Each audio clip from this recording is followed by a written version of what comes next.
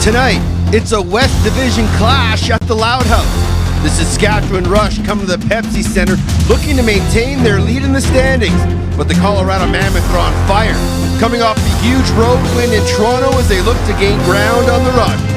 It's also a special night here at the Pepsi Center as we continue to help fight a dreadful disease. Join us tonight as we lacrosse out cancer.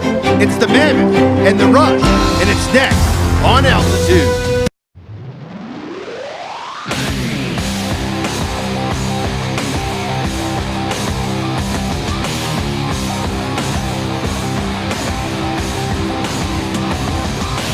Good evening, ladies and gentlemen, and welcome inside the Pepsi Center. Alongside Jamie Shuchuk, my name is Teddy Jenner, and this is a massive Western Division matchup. It is going to be fast and furious tonight inside the Pepsi Center. Thanks for tuning in wherever you are, especially all of our fans on Twitter around the world. Now, Jamie, this is a big game for both the teams standing-wise. But for the bigger picture, it's Lacrosse Out Cancer Night, and over the last 7 years, this being the 8th, the Colorado Mammoth and the Rocky Mountain Hospital for Children have raised over $100,000 to help fight this dreadful disease, and they have some great uniforms, some great helmets, and a lot of charity work going on. But how special is this night for the players? Yeah, it's a lot of fun. You know, these guys put a lot of work into this. It shows the people that they are, that they truly care about others, and, you know, taking the time to go visit these kids and visit these hospitals and you know, wear somebody's name on their back of their jersey. It just shows that this game can definitely reach out to a greater cause. Throughout the night, we'll still be talking about Lacrosse Out Cancer and all the great work that the players and Josh Gross of the Mammoth organization have done. Tireless work ethic throughout the weeks to make sure this night goes off without a hitch. But as we said, the big important part of tonight is the guys on the field playing this game, the Rush and the Mammoth. Saskatchewan's won the first 2 games already. They were by 1 game, both in Saskatchewan. They have a couple games in hand, so this is an important game for the Mammoth if they want to try to get that number 1 seed.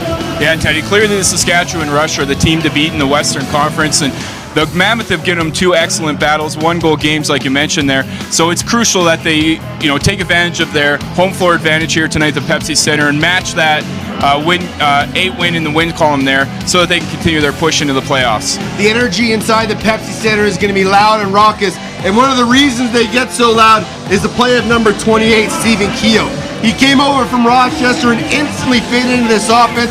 In 6 games, he's got 20 points, and he's been everything that GM Steve Govett has wanted. Yeah, it hasn't taken Stephen Keogh long to fit in and show what he can do as a player. You know, clearly you can see him scoring goals and dishing the ball, but it's the little things and the intangibles that this guy brings. He's a great locker room guy. He has that grit and determination that Pepsi Center fans here know and love. He has a massive bag on his stick that if anybody picked up his lacrosse stick, they wouldn't be able to throw it. It'd hit him in the toes, but somehow Stephen Keogh can make it work, and he does it better than almost anybody in this league. Now, on the other side of the floor, there's a very special guest coming back to the Pepsi Center. One of the Mammoth all-time favorites, Adam Jones, his first game back as a member of the Rush.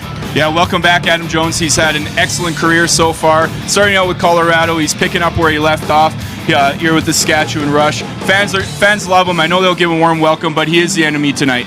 He was traded for Zach Greer in the offseason, and Greer has 1 more point than Jones does on the air. He's played a couple less games, but it just goes to show how even that trade was, and everybody kind of said that at the start of the year, that it was a superstar for superstar deal, and both teams would benefit, and both teams have. As we head to break, it's going to be the Mammoth and Rush coming up next on Altitude. It's a West Division clash between the 2 of the best teams in the entire NLL.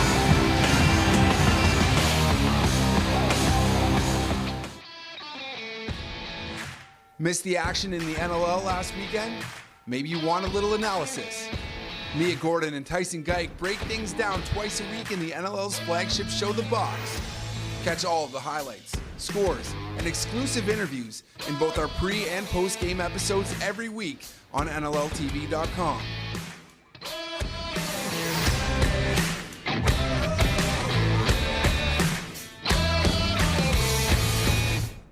Scott Digby on the take, scores! Now back over to Dane Smith with a shot. Hit the goal post inside, he scores! Afraid you might miss out on the big stories from your favorite team? Well, not to fear, the NLL newsletter is here.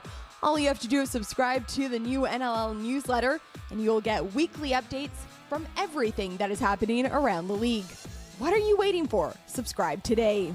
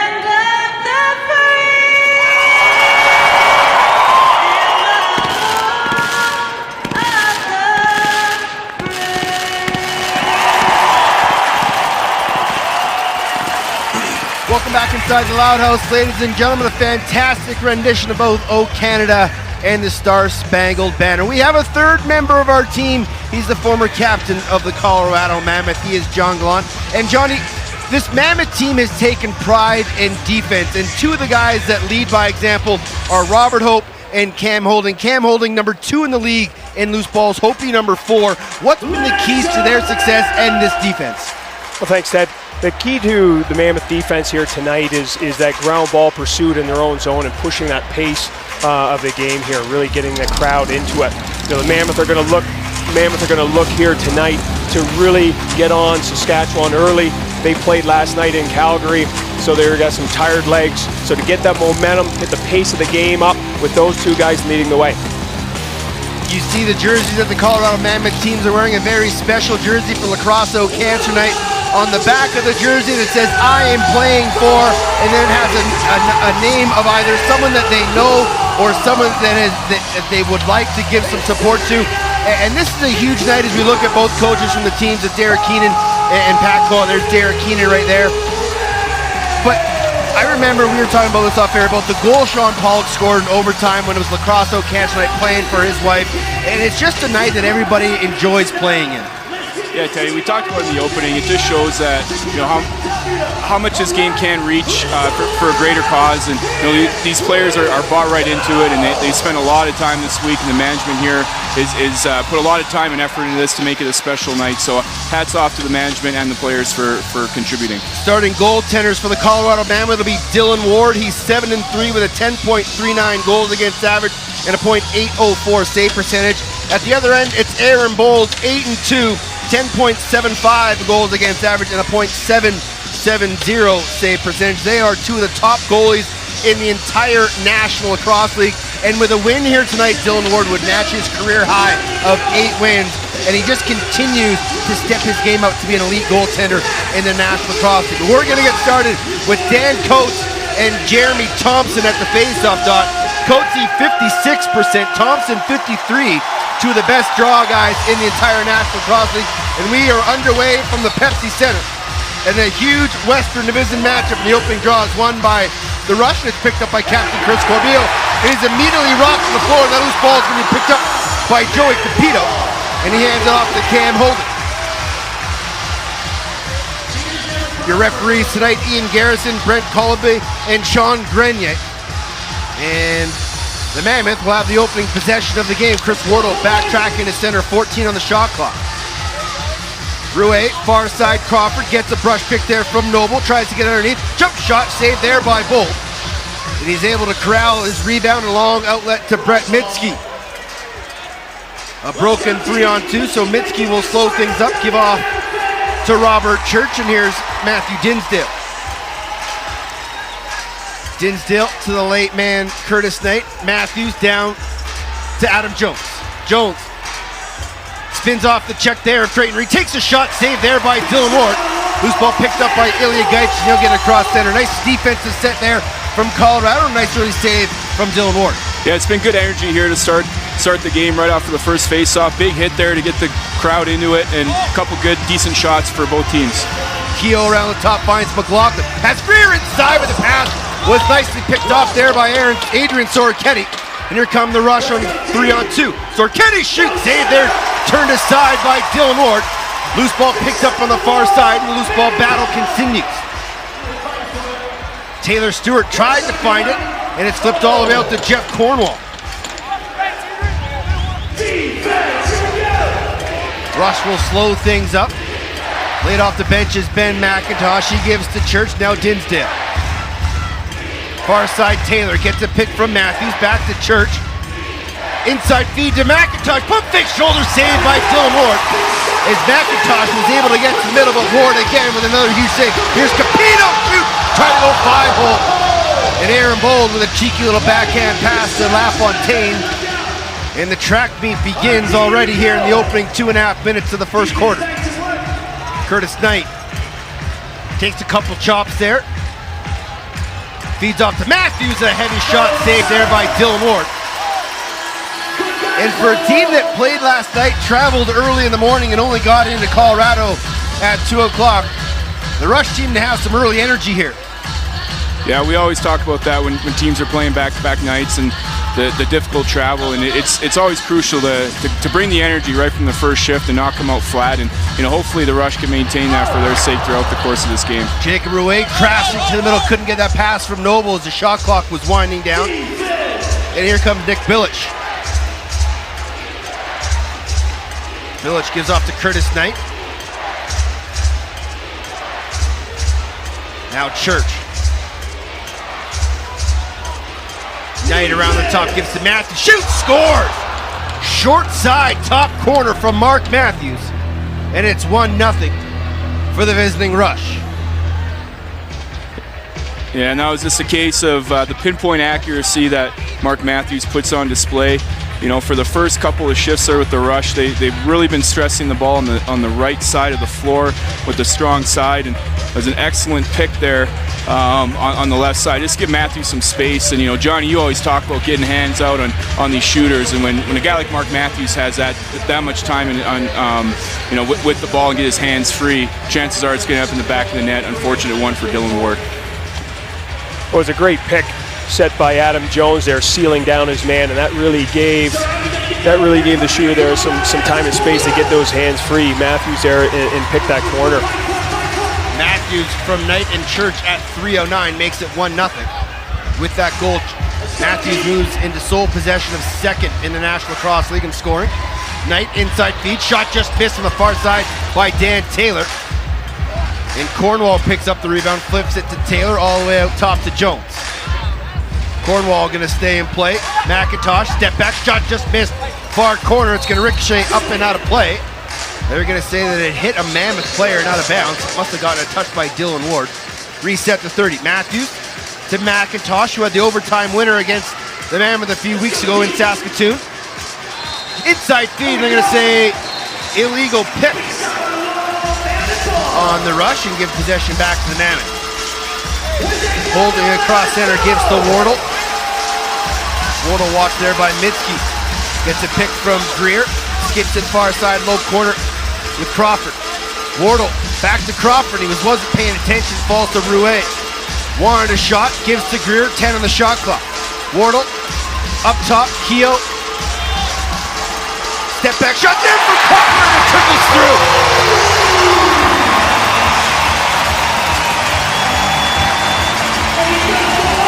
Cal Crawford gets his 26th goal of the year. And I'm sure that's not one Aaron Bold will want to remember. It goes through the wickets, off the stick, and it's 1-1. Yeah, and that was a good case of the Mammoth using the entire shot clock there. You know, they really got the rush defense kind of contracted and expanded, and the ball movement just ended up getting Callum Crawford time and space. We mentioned it with Mark Matthews on the last goal. These guys are the best shooters in the world, and you know, unfortunately for Bold, he just didn't get enough of that one, and it snuck in the bottom corner. Crawford from Keogh and Warlock, 419. That's Crawford's 73rd point of the year, and he moves into a three-way tie for third place in the National Lacrosse League. Thompson wins the draw. Nice pursuit there by the Mammoth defense to knock the ball loose, as the team still battling in the near side corner. Ball skips behind the net, picked up by Taylor Stew. He's got Jordan Gillis all the way up the floor. Nice one-handed grab by Gillis. Delayed 3-on-2, man off the bench. Gillis gives to McLaughlin. Late man shot there by Crawford, and he couldn't put it past Aaron Bold. Nice fast break transition there by Colorado. And then just an errant pass all the way down the floor by Messenger to nobody really, as he was going to be double teamed, and ends up in Bryce Sweeting's stick, and the Mammoth will get a new possession. Slow pace to this offensive possession. Here's Greer. Gets a pick there from Wardle, slips inside. Greer comes around the top, takes the shot and flips it over the top corner. Nice hit there by Keogh to knock his man down. That was a hit on Ryan Dilks, but he gets it up to Messenger. And we've played 5.5 of the first quarter. 1-1's your score. Messenger thought about the shot. Give off to McIntosh. McIntosh finds Dinsdale laid off the bench. Sorry, that's Knight. Now it's in the stick of Church. Church comes around the top, flips it across the Knight, and he can't handle the pass, and it's picked off there by Holding. Holding gets across center. Nice blast through the middle there by Eli McLaughlin. And Holding couldn't find a guy cutting through the middle and skip it far side over to Jeremy Noble. Noble will get a pick there from Crawford. He'll shoot, just missed short side corner. Loose ball picked up by McLaughlin, 10 on the shot clock. McLaughlin comes around the top, skips it to Crawford. He's going to have to get a shot off. He does. Shoulder save there by Bold. Who's going to come up with a rebound? Can Crawford get there? No, it's picked up by Rubish. Rubish to LaFontaine in the near side. He's going to have to get it over center, and he does. A better possession there by the Mammoth as they continue to pepper Aaron Bold. Shots are 6-5 in favor of the rush. Here's Dinsdale. Stutter step, comes around the top. Finds Matthews, gets it right back, takes the shot, and he scores. Dinsdale's 10th of the year. A one-time feed from Mark Matthews, and it restores the 2-1 lead. Yeah, great ball movement, getting the goalie Dylan Ward moving side to side, and you know, good little sidewinder there by Dinsdale to put on the far side where Dylan Ward was coming from. That's a difficult shot to stop, and I like the pace of both these teams on offense right now. They're moving the ball. They're getting a shot every possession, which is nice to see and a positive for both of these teams. Dinsdale from Matthews at 6:39. And the Mammoth win the ensuing draw. Delayed penalty coming up here as Capito was hit late. So Dylan Ward to the bench, and the Mammoth will go 6-on-5 and see if they can't tie this thing up. 12 on the shot clock. Crawford, Rouet. Sorry, that's Noble. He'll shoot, saved there by Bold. And the Colorado Mammoth will head to the penalty for the first time on the night. And it's going to be Adrian Soroketti heading to the box. We'll wait and see what the official call is. Saskatchewan penalty, 2, 5 minutes, high stick. 5-minute high sticking major to Soroketti. We'll take a break as Callum Crawford has the lone goal on the board so far tonight for the Colorado Mammoth. It's 2-1 rush for the Mammoth, but a great chance on the power play coming up next here on Altitude.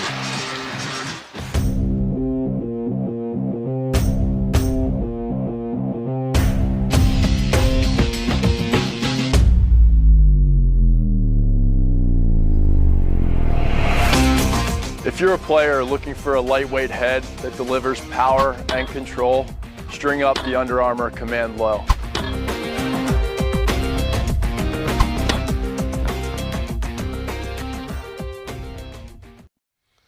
Welcome lacrosse fans, Tyson Geik of NLL Productions here with you right now, and I'm joined by Shay Hewen, CEO and founder of the U-Hawk Camera. We have some exciting news for you today. The NLL has officially partnered with the U-Hawk Camera, the new official action camera of the National Lacrosse League. Shay, an exciting moment, for both parties here. Yeah, it's an incredible day. It's a big step and a big moment in the history of sports, and for the National Lacrosse League to be the first league to step up and bring actual player point of view, video footage to fans at home in the actual real raw competition in the season. It's a monumental day, and we're very excited to be the official camera provider to be a part of that.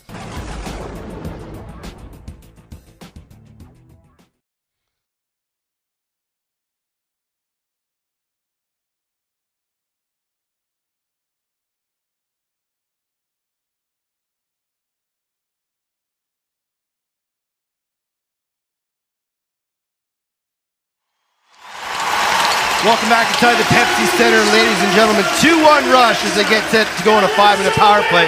A nice round of applause and tribute video just shown on the Pepsi Jumbotron here. Pepsi vision of Adam Jones, who spent first 4.5-5 years of his career here with the with the Mammoth, and he was a fan favorite and one of the most treasured players of this Mammoth organization. But as we said in the opening, you get one chance to cheer him, and now he's the enemy again. Power play we go. Mammoth, 58% on the year, third best in the National Lacrosse League. Keogh to Greer, Noble, back to Greer, sets a high screen for Crawford. He'll shoot, shoulder save, trickles to the side. Keogh picks up the rebound, reset fresh 30. Keogh to Crawford, pump fake gets inside, stutter step shot, save there, ball loose. And Crawford ran through the crease, so he wisely lets Keogh pick it up. They're going to call a moving screen or interference there on Crawford. Even Crawford's asking the referee what he did wrong. I didn't see anything wrong either. No, that was a good heads-up play by Callum Crawford to recognize you can't run through the crease and be the first player to pick up the ground ball, and he waved his teammate Stephen Keogh over and looked like he just set a pick, but I guess in the ref's eyes it was a little bit too aggressive. Back to the power play they go. Noble, shot deflected by a stick of Chris Corbeil, picked up there by Mitski, outlets to Sorketti. Sorry, that's Bilic. Bilic to Corbeil, shoots, great save there by Dylan Ward to keep that one out. And then Bilic runs right into a defender. Sorry, that was Zach Greer who got run there by Bilic, former teammates. And back to the power play we go. McLaughlin up top, Noble, Keogh, Crawford. Near side to Greer. Noble to Greer. Shoot, scores! And they're going to wave it off. Illegal screen called on the pick set up high by Stephen Keogh. As Greer looked to get his first of the night, but they're going to say Keogh moved a little too aggressively. Now here's what we say. If you're going to call that now, that's a call that's got to be made all night long. Yeah, 100% agree with you, Teddy. The refs set the tone with that call, and it looked like Stephen Keogh definitely took one hand off his stick, and call. Looks like we got a holding penalty coming up here on the Mammoth. But yeah, like you mentioned, if they're going to call that once, they got to continue to call it both ways. I'm sure they will. Delayed penalty coming up here. I believe it's going to be Creighton Reed who heads to the box for a hold, as Jeff Cornwall was busting through the middle.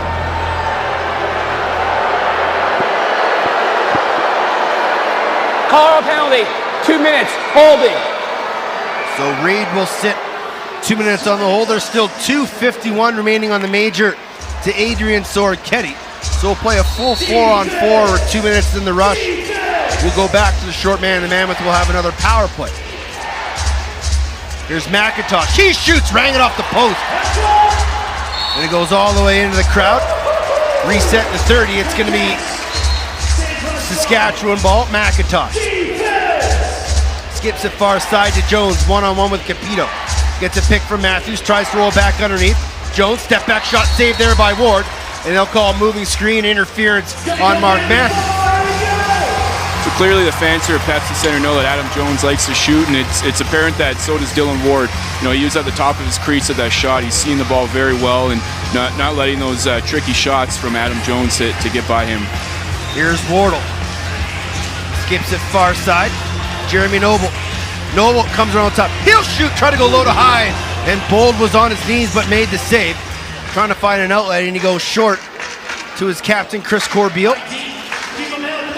I love the energy from this Mammoth team early on. They're trying to continue to go to the front of the net, trying to get shots on Bold. Just haven't been able to put too many past him quite yet. Here's Church. Shot saved there by Ward. Loose ball picked up by Dinsdale. Reset to 30. Taylor, far side to Jones. Jones takes a chop and a push, and there's going to be a moving screen on Taylor as he pushed Greg Downing over. And we'll head to break with the Rush still leading 2-1 with 1:34 remaining on the sword. Kenny penalty, 44 seconds to the Mammoth go to break on the power play here on Altitude.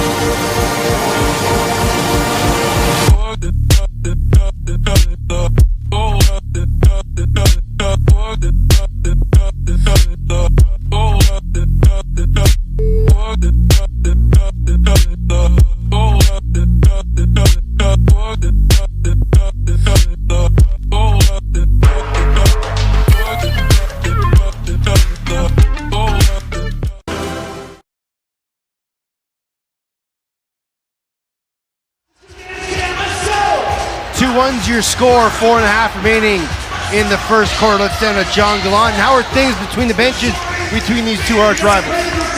Things have been going pretty well here so far. I think both teams are happy with the pace of play. Saskatchewan talked during that break there, they would like to see their entry prep passes a little bit more crisp. And on the Colorado side, they'd like to see them get the ball into that middle with a little bit more firmer picks.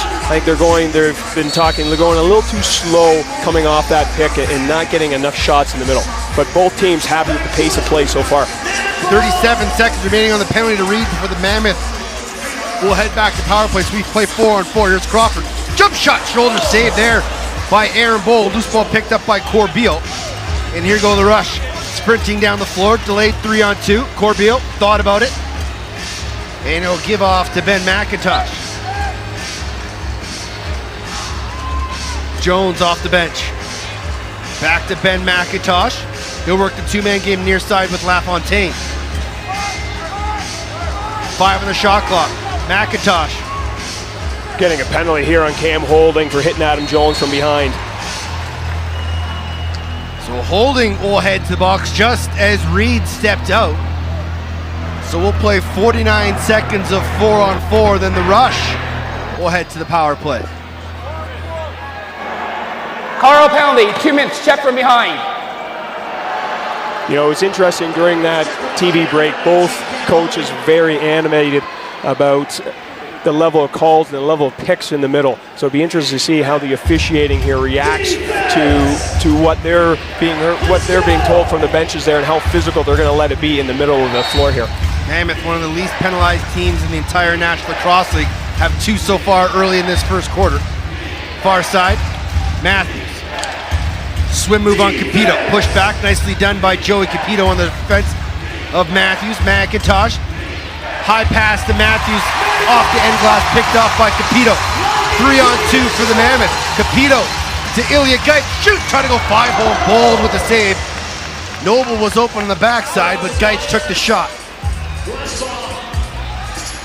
15 on the penalty to Soroketti. So Matthews is just going to slow things up here. Let the penalty to Soroketti die off, and then he'll sprint over to the bench. And onto the floor will come the fifth attacker for the man up. So the Rush are on their first power play of the evening. Shot there by McIntosh, trying to catch Dylan Ward napping. Ball loose, who's going to come up with it? And then McIntosh just flips it out of play, and it'll be Colorado ball. A minute remaining on the penalty to holding. See if Colorado can't get a short-handed one or maybe kill off some 30. Colorado has 8 short-handed goals this year, one of the top teams in the entire National Lacrosse League. Far side, Crawford. Watched there by Bilic. Crawford, 8 on the shot clock, double team. Can he get a shot off? Gives to Greer, far side, miss. That's going to ricochet all the way down across center. It'll be an over and back call. And so with 29 seconds remaining on the penalty, the Rush will go back to the power play. Jones will start with it. Get it up top to Matthews, back to Jones. Near side, Church. Matthews, Church, shot, trying to go far corner, just missed. Jones picks up the rebound, 18 on the shot clock. Matthews, low to low, trying to, even fooled me with that low to low pass shot. McIntosh, Matthews, shoot, save there by Dylan Ward. Loose ball picked up by Robert Hope. Nice job using his goaltender and crease to create some space and find Geitz. And the teams are back to 5-on-5. Tough pass there by Ilya. And nice job by Keogh to pick it up. Keogh gonna come over and set a pick. Backhand feed, right hand catch. Perfect backhander, what a save by Bold with the right foot as Keogh tried to get on the highlight reel here inside the Pepsi Center.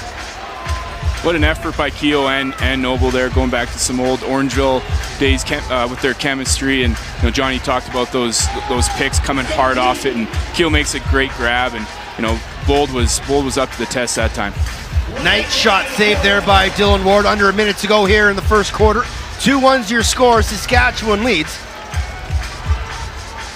in a very, very important battle here in the Western Division. Jones, Taylor, far side.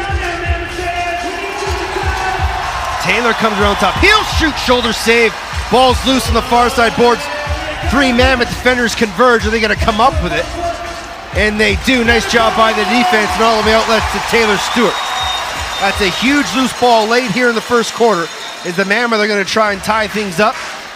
About a 3-second differential between game clock and shot clock. Here's Greer. Gets a pick from Eli McLaughlin. Ward gonna fake going to the bench. Crawford still has it. Inside cut by McLaughlin. Up top, Noble. Pass to Rouet, doesn't connect. And with 5 seconds left in the quarter, Rubish is just gonna get across center. He's probably gonna sit on this one, and he does. And the first quarter comes to an end. Shots are 13-11 for the Rush. And they have a lead 2-1 here at the Pepsi Center. It's been an interesting first quarter, just as we expected. Back and forth we go. The second quarter will provide just as many fireworks here inside the Pepsi Center.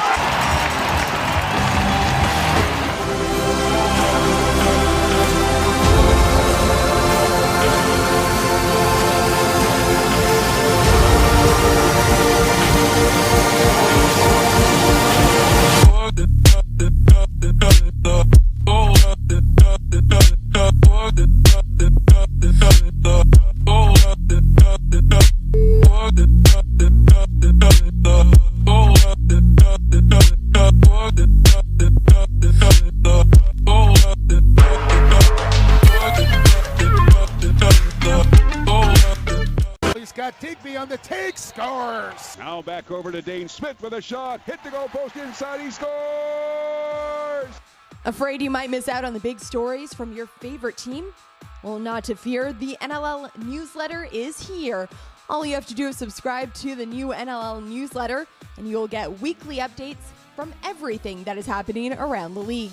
What are you waiting for? Subscribe today.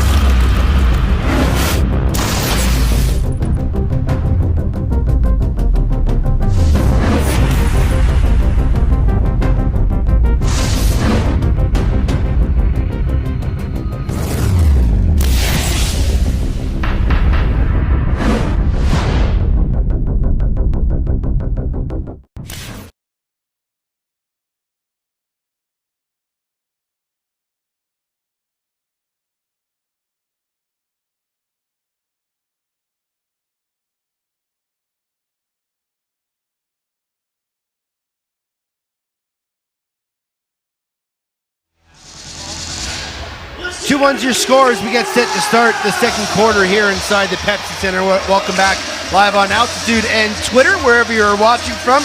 It is Lacrosse Out Cancer Night here inside the Pepsi Center, and you see some of those helmets that the Mammoth are wearing. And every player has decals on their helmet that was drawn by one of the children that is staying and living at the Rocky Mountain Hospital for Children, and it is an incredible cause, and it is an incredible initiative, and there's auctions where fans can bid on the jerseys and the helmets and the gloves, and what great work by Josh Gross and some of the players that are here in Denver, going out to the hospital, spending time with these kids, drawing all those decals, and just giving them some energy and some hope, and bringing a smile to their face. Yeah, and obviously we love the game of lacrosse here, but it just goes to show, what's truly important in life, and it's really special. These kids, we know that the Mammoth players made their week going and visiting them and hanging out and spending some time with them and showing them that they do care, and they, to support them and know that they're not alone in the battle they're facing. So, excellent work by the whole Mammoth organization by putting on such a special event. Excellent work by Robert Hope, Dan Coates, and Joey Peter to get that ball for the Mammoths. They'll have their first possession here in the quarter. Here's Eli McLaughlin. Haven't seen much out of the left-handers here tonight. It's mostly been balls and right-handers sticks with Crawford, Rouet, and Noble and Keogh. Here is Crawford. He'll shoot and just miss. He had Bull dropping to his knees, tried to go top corner. I don't know if Crawford saying that hit somebody or what, but he was having words with the official as he just missed far side. Here's Matthews, near side corner. He has a goal and assist on the night. McIntosh, far side to Church. Church heavily hounded there by Ilya Gaich. Down low, Dinsdale. He comes around the top, finds Jones, 8 on the shot clock. Jones shoots short side, that one just missed. Hit the side of the net, and it's picked up there by Creighton Reed. You can see off ball on those two left-handers with Mark Matthews and Adam Jones that the Mammoth defense is very, very focused on them, and when the ball's on the right-hand side, they're over there with those lefties, so it's opening up a lot of space in the middle. It'll be interesting to see how the Rush play that. Wardle to Noble. Still with it. 5 on the shot clock. Keogh, shot, score!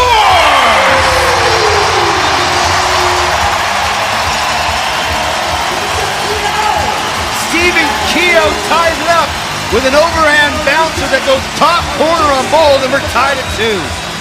Yeah, good use of the whole entire shot clock there, and that little hitch got the defender LaFontaine moving, and you can see Keogh here just comes around, head up, gets Bold pulled out, and that's an excellent bouncer to the top right-hand corner, and another floor sweep for Keogh, and Mammoth are on the board with the tie game at 2. His 12th as a member of the Mammoth, his 16th of the year, and that's Colorado's first goal in a span of 12 and a half minutes. Keogh from Noble and Wardle at 1:47 tied things up, and the Rush get right back on the offense after winning the draw. Taylor, McIntosh, Matthews, shot just missed, loose ball picked up there by Taylor. He'll shoot, and that one ricochets wide. Matthews has it all the way by the bench. Taylor near side. Taylor with 5 on the shot clock. Step back shot easily handled there by Dylan Ward, as it was essentially 4 on 5 as Matthews had already gone on the bench to get a defender out on the floor. Robert Hope with a little backhander. Chris Wardle comes near side, Callum Crawford. Crawford, Wardle, Greer, pump fake, gets inside, shoots, just missed short side. And we have a penalty coming up here, and we do. Looks like it's going to be against Kyle Rubish of the Rush, and the Mammoth are going to head back to the power play. And that nice job by Zach Greer, just going the net hard with speed and ended up getting a decent shot off. And I wonder if Rubish just hit him late. 2 minutes. Checking from behind. Call a check from behind. But the bench here is not too happy. One official just had it as a push call with possession, while the second official called it as a penalty. Either way, Mammoth here on the power play. Let's see if they can get a little bit more ball movement, because Saskatchewan's keeping that box really tight. 0 for 2 so far on the night are the Mammoths. They had a major that didn't work out so well. Crawford carries, doesn't get a shot up. Pump fake still has it. Up top, Greer, he pump fakes, tries to get in the middle. Double clutches and scores!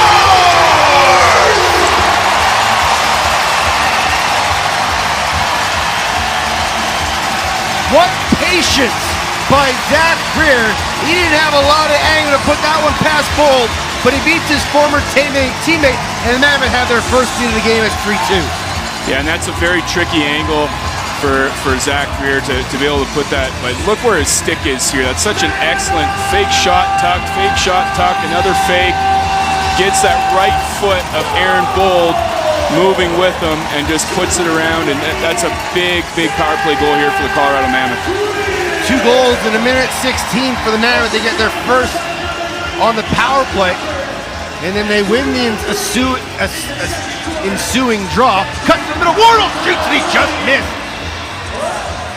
Those are the opportunities Colorado can't afford to miss. And here come the Rush the other way. It's Greer from Crawford at 3:03 on the power play. Outside shot! Adrian Soroketti pings the corner, and we're tied at 3. We're 2-2 always. Can't get stuck in. What an outside bomb from Adrian Soroketti as he beats Ward far side, glove side. Yeah, I don't think Dylan Ward was set for this one. The Rush troops were coming on the floor right off the face-off there, and that was a double pinpoint accuracy. That was a rocket by Soroketti from the outside, and I don't think that could have been any more top corner.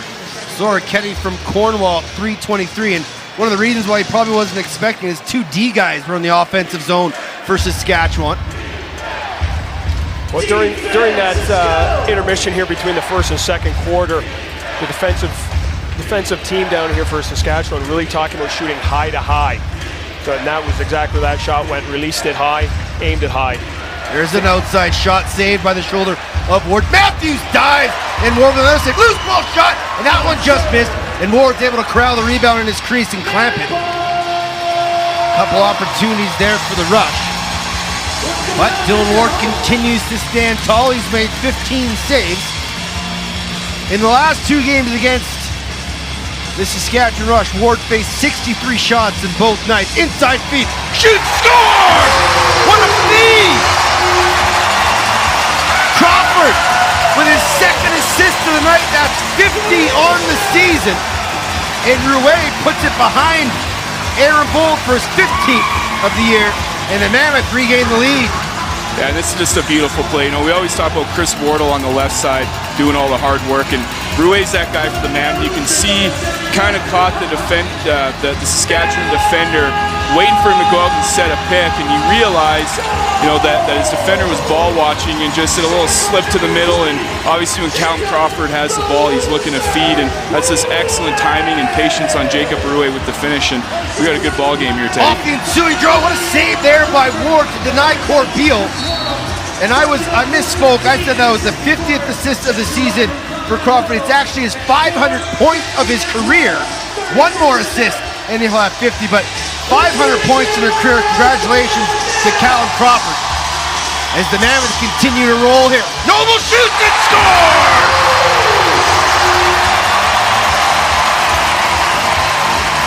That's exactly what Colorado needed. A big save by Dylan Ward. Go right down and score. Get the fans loud. Get the momentum going and regain a 2-goal lead, their biggest lead of the night. That's a great shot by Jeremy Noble. You can see the work that that Stephen Keogh and Joey Paquito were doing there. And just kind of little hesitation here, little stutter, and just pull. You can see Bold after that shot kind of going down and checking his angles again. He definitely wants that one back. But great back and forth action here, and the boys have put on a great show for us.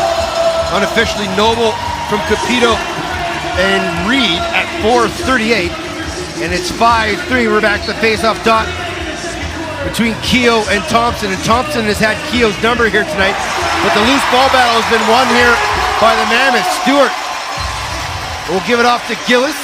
Gillis bounced it far side. Nobody was looking, and luckily there's Crawford coming off the bench.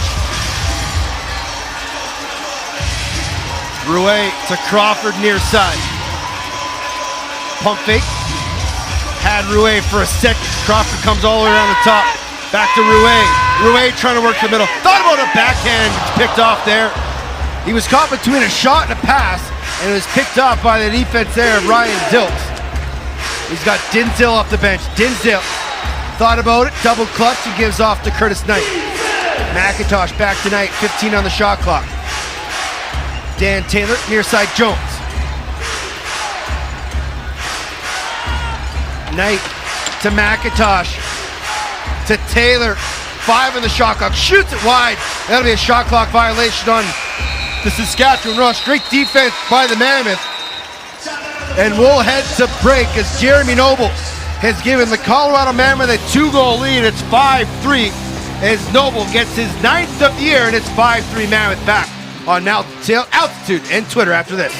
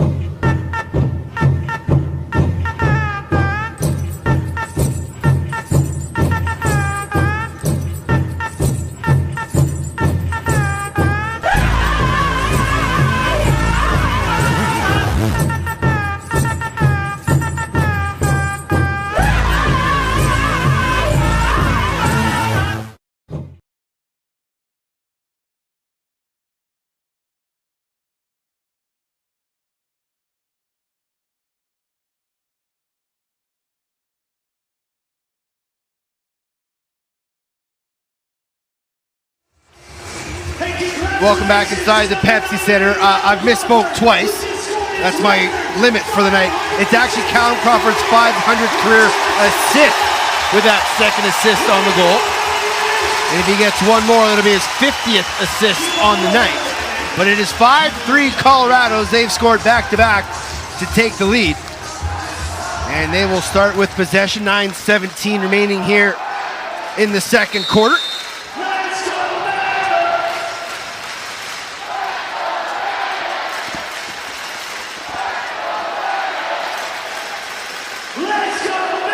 Keogh, far side into the stick of Eli McLaughlin. McLaughlin thought about the shot. Gives back to Keogh. Noble trying to find a lane, can't. Now will shoot right in the belly pad of Aaron Bold. Yeah, unfortunately Zachary broke his stick on that play, and Mammoth just ended up having to move the ball and work it on the outside and settle for a shot like that. Here come the Rush the other way.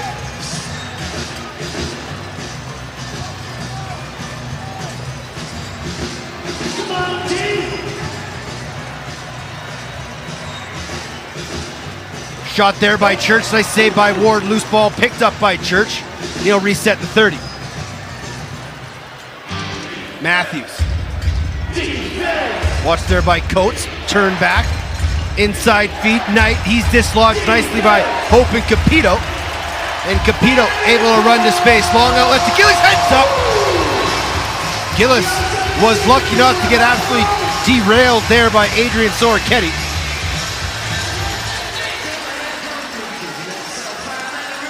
Here's Crawford. He'll shoot and just missed far side. And loose ball's going to be picked up there by Wardle, far side. For a second, then it pops out of play. Whose ball are they going to give this to? And they're going to say it's rush possession. You can see offensive coach Chris Gill there not happy with the call, saying that he thought it went off a rush stick before it went out of play. Might be able to see here in the replay. And it looks like it might have popped out of Dilks' stick, but nonetheless, here's Dan Taylor. Taylor to Church, far corner Curtis Knight. Knight to Taylor. Watched there by Reed. One-time feed kick save. What a beauty from Dylan Ward to deny Marty Dinsdale on the far side quick stick. Here comes Reed. He'll slow things up and give off to Keogh. Keogh, near side Noble. Well, Keogh was open for a second. Noble inside shoots and scores! Noble's second and back-to-back, and it's a 3-goal lead for the Mammoth, 6-3. Yeah, excellent work by Jeremy Noble. Talk about coming hard off a pick and over that top side, and gets the goalie moving. He can't just stay there and get set. He has to move side to side, and looked like Jeremy Noble just pulled that back to the short side. And great work again by Stephen Keogh, mixing it up and getting Jeremy Noble with his hands free. Colorado has 5 goals on 7 shots this quarter, and Noble's back-to-back goals were almost identical. Sweeping from low to high, coming around the top, and as you said, Shuey, catching Boldy moving side to side for a second of the night, and it's 6-3 with 6:45 remaining in the half. Here's Matthews, gets a pick, takes the shot, shoulder saved by Ward, ball loose in the corner. Bodies battling, nice job by Dan Coates to flip it back to Hope, and here's Capito. Capito is a Mammoth half numbers, shot there by McLaughlin, rebound McLaughlin tried to dunk it, what a save by Bold. Ball's loose inside the crease, Capito still battling. The Mammoth are going to come up with this one, great job by Joey Capito. That's why he's a fan favorite here inside the Loud House. Little efforts like that go a long way. Reset to 30. And here comes Callum Crawford. Greer to Wardle. Wardle comes around the top, pump fake, gets inside, knocked down to the ground. Fans want to call, not going to get one. Loose ball's picked up there by Midsky. Apologies for the language. Outside shot there by Cornwall. That one ends up on the back of Ward's net. That's 2 F-bombs from Mr. Quinlan. We thought we were okay without Kurt Malosky here tonight. Apparently, John, you got to be hotter on that cough button.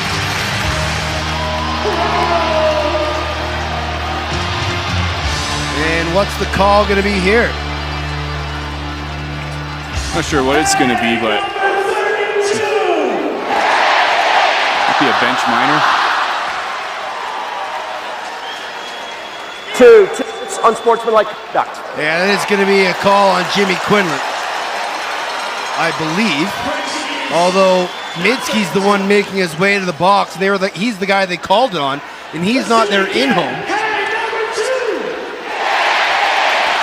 Saskatchewan's not happy, obviously, with the rate that Colorado Mammoth are coming off the bench. They feel they're coming off a little too early and slowing down their transition by leaving early on the defensive end.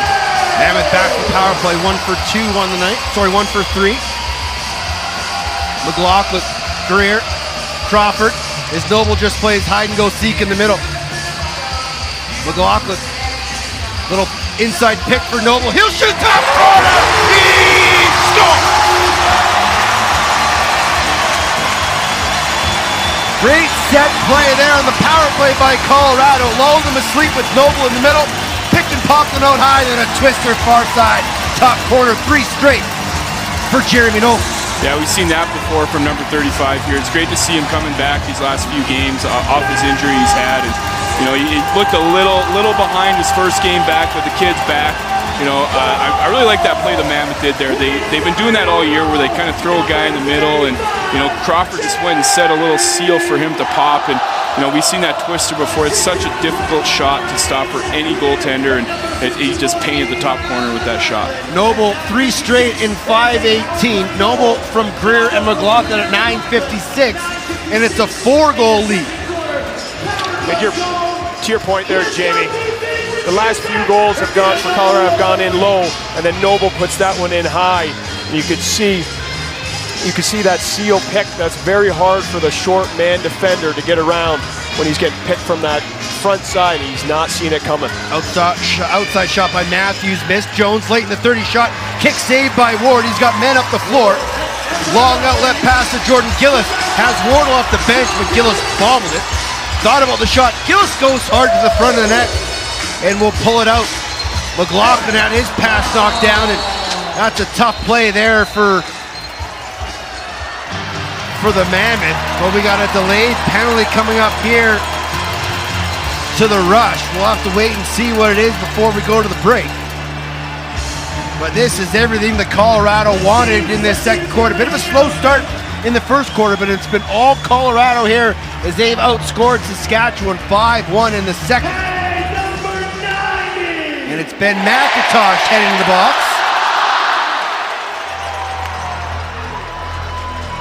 Still don't know what the official call is. And I don't know if we're going to get it. So let's head to break. Mammoth leads 7-3 as Jeremy Noble has scored 3 straight goals, and the Mammoth are rolling. It's Lacrosse Out Cancer Night here inside the Pepsi Center, live on Altitude. Welcome, lacrosse fans. Tyson Geik of NLL Productions here with you right now, and I'm joined by Shake Hewen, CEO and founder of the U-Hawk Camera. We have some exciting news for you today. The NLL has officially partnered with the U-Hawk Camera, the new official action camera of the National Lacrosse League. Shay, an exciting moment, for both parties here. Yeah, it's an incredible day. It's a big step and a big moment in the history of sports, and for the National Lacrosse League to be the first league to step up and bring actual player point of view, video footage to fans at home in the actual real raw competition in the season. It's a monumental day, and we're very excited to be the official camera provider to be a part of that.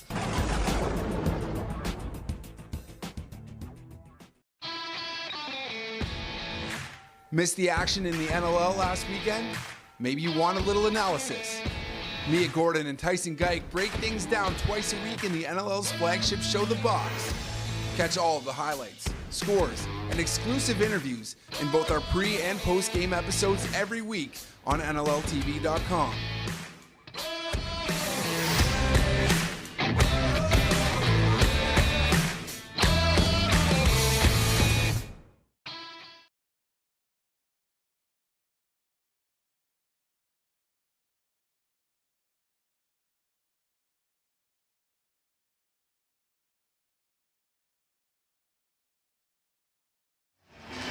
Welcome back inside the Pepsi Center. Colorado on a 4-0 run over the last 6:25, and Jeremy Noble has 3 straight, and he has just been an absolute firecracker here for Colorado in the second quarter, James Shuchuk.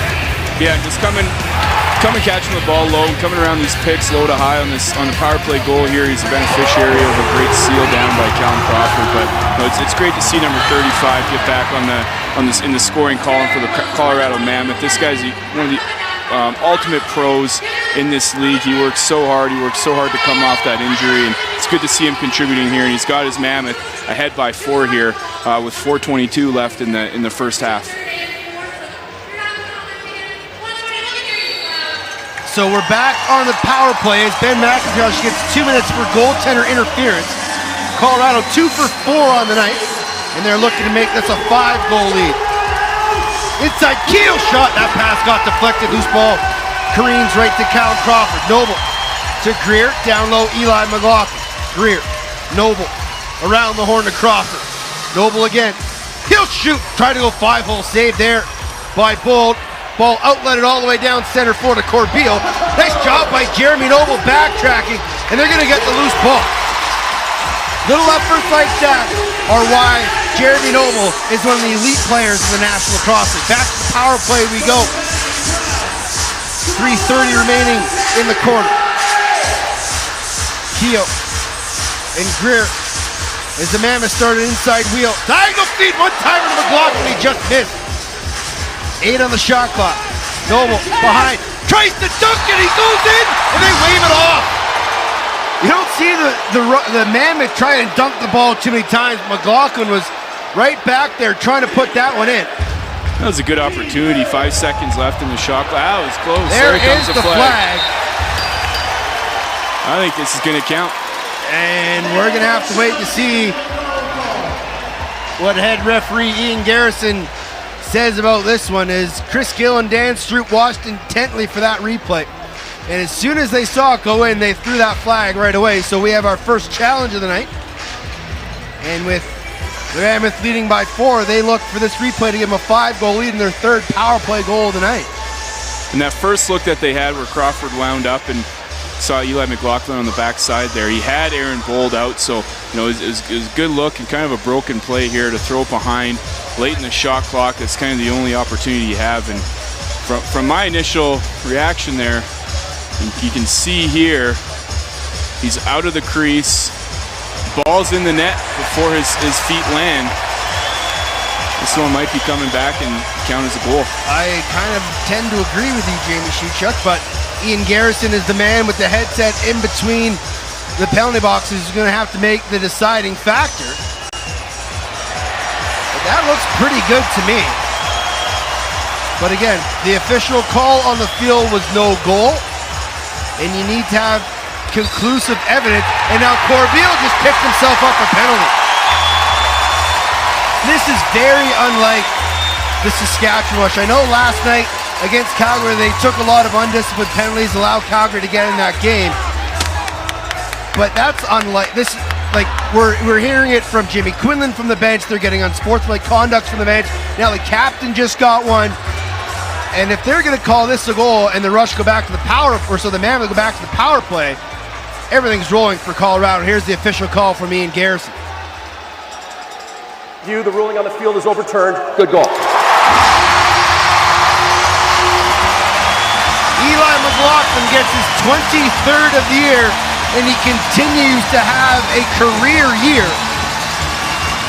And that's another power play goal. So the Mammoth will go 3 for 5, and Corbeil right back to the penalty box. So the Mammoth will have another opportunity on the power play. Yeah. And that was the point of the game. Sorry, Jamie. If you're the Colorado Mammoth, this last 3:11, you gotta start putting the foot on the throat, start killing their spirit, not let Saskatchewan get any momentum at the end of the half. Yeah, 100%. They clearly have them rattled right now.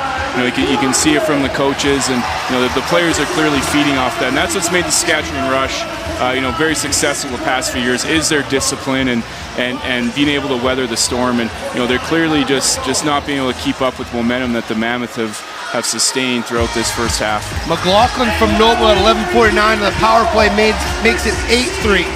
Corbeil gets 2 minutes unsportsmanlike conduct, and the Mammoth are back on the man advantage. Greer to Crawford. He'll shoot. That hit Jeff Cornwall on the way to the net. It'll be a shot clock violation. Cornwall picks it up. He's going to go for a run. Cornwall. Shoot, twister. They saved there from Dylan Ward. Jeff Cornwall, one of the fastest players in the entire National Lacrosse League. But stymied there by Dylan Ward, and the Mammoth to go back to the man advantage. Crawford to Noble. He's got 5 points on the night. McLaughlin, Greer, Crawford. Noble floating in the middle again. See if they try that pop and pick. Diagonal feed, one-timer again from McLaughlin. He just missed. 3 in the shot clock. Shot there by Keogh. Just missed high and wide. And the 30-second shot clock goes. It'll be Saskatchewan possession. I tell you, the Mammoth are clearly having a lot of fun with this power play. I really enjoy watching them play because it's you don't know what to expect from them. They throw something different at this Rush penalty kill every single possession. It's been a lot of fun to watch, and it's obviously contributing to their success as well. We're way up in Mount Altitude, way up here atop the Pepsi Center, and I can still hear Jimmy Quinlan yelling at the officials. Inside feed from Matthews tonight, doesn't connect. Picked up there by Taylor Stewart. Outlets to Creighton Reed, 2-on-1 if they want it on the power play. Creighton Reed to Zach Greer, and a bouncer. Great save there by Bull. Loose ball picked up by Reed. He's just going to run to space, bounce it all the way across the floor to Dan Coates. 4 seconds on the penalty to Corbeil. Now he's out. And the Mammoth will be 3 for 6 on the power play. Wardle wide open in the middle. But he was turned around. The pass and the loose ball picked up by Messer. Inside feed. That pass doesn't connect with Marty Dinsdale. And Capito all the way in the far corner trying to find this loose ball, and he does. Nice job by Joey Capito. Find that loose ball and outlet to Jeremy Noble. Under 45 to go in the half. Surprised they don't take the early shot, and Greer does, right on target. Bold holds on to it. 36.5 seconds left, so barring a reset, Colorado should have the final possession here in the half. Sorchetti will leave to Matthews. Church. Timeout here, Saskatchewan. And the Rush do call a timeout with 21.9 remaining in the half. 5-second differential between shot clock and game clock.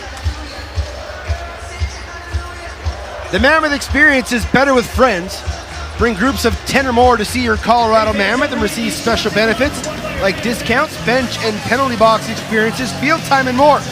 Visit coloradomammoth.com for details. As mentioned, it's Lacrosse Oak Cancer Night, but it's also a pretty cool night for us here. It's the first time inside the Loud House, and the Pep Center's been live on Twitter. The first national lacrosse game on Twitter was last week, the Mammoth in Toronto. Over 800,000 viewers on Twitter alone, with about 200,000 unique views. And it is an incredible initiative and program done by the Commissioner, Nick Sikevich, and the entire National Lacrosse League to get this deal done and get the game of lacrosse out to as many eyeballs as possible.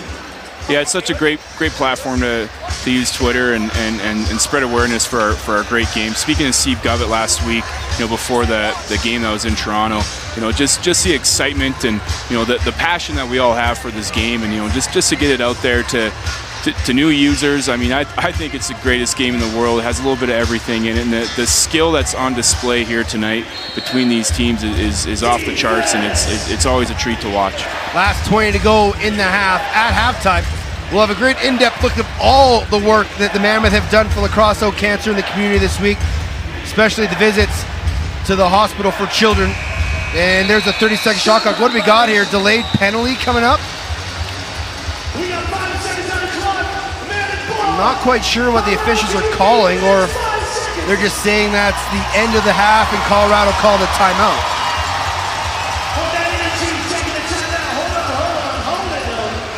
And that is indeed what it is. 30-second shot clock violation on the Rush. Timeout called by Colorado. So with 5.2 remaining, let's see what Chris Gill can draw up. 6-on-5 offense, and Colorado try to make this a 6-goal lead going into the break. Yeah, and the ball's going to start deep in the Mammoth end. Look for either just a throw kind of in the middle, just to throw the ball in there for an opportunity, or they may just try to run the clock here and go in up 5. They put on a show here in the second quarter, led by Jeremy Noble. Colorado scored 7 goals this quarter, giving them 50 second quarter goals this season. As we take a look at the standings, you see there the Mammoth 2 games back of Saskatchewan for first place, and the Vancouver Celtics a game and a half back. But that's going to change as Vancouver fell to Toronto tonight. I don't quite have a final score, but in that game, Nick Rose scored another goal. That's his second of the year. And I believe the final was 13-7 in favor of Toronto. So that win helps out the Colorado Mammoth. Here we go, final second. Outside shot by Greer, and he was just trying to waste one late. Didn't have a lot of time to get to up the floor, but that's okay. It was a very good half for the Colorado Mammoth, out shooting Saskatchewan 25-24 and leading 8-3. Yeah, and they just need to continue this momentum. Obviously Saskatchewan Rush have not showed the discipline that we're used to seeing out of them, so hopefully they'll rally the troops and and we'll be in for a treat the second half. 7 goals on 15 shots in the second quarter, and the Mammoth lead at 8-3. What a fantastic second quarter on what is going to be a great night all night for the Colorado Mammoth and fans here, and of course, the La Crosse Cancer Foundation. We'll come back with second analysis right here on Altitude. Pro lacrosse teams are now fielded in Philadelphia, Boston, New York, Maryland, Montreal, and Quebec. Yesterday there was friendly competition and not so friendly competition. We knew our true colors weren't just worn on our backs, they were painted on our faces and hoisted as high in the air as we could possibly carry them. Whatever it took to claim our turf. Yesterday we left it all out there. Blood, sweat, tears, you name it, we left it. We kept ourselves focused and we kept each other in check, and the only thing we took were epic shots. Yesterday we saw more twists and turns in 8 seconds than most people saw in an entire season. We lost the ball, lost our minds, we lost countless times in every game. If you could see the ball, that was a slow day. Yesterday, physics didn't apply to us. Gravity wasn't welcome in our box. Armed with just a stick and a ball, we took flight. Yesterday, we were the best we could be.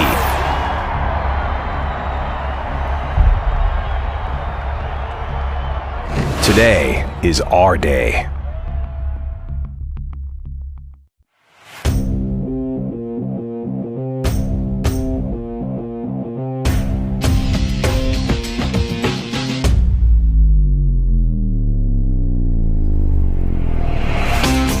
If you're a player looking for a lightweight head that delivers power and control, string up the Under Armour Command Low.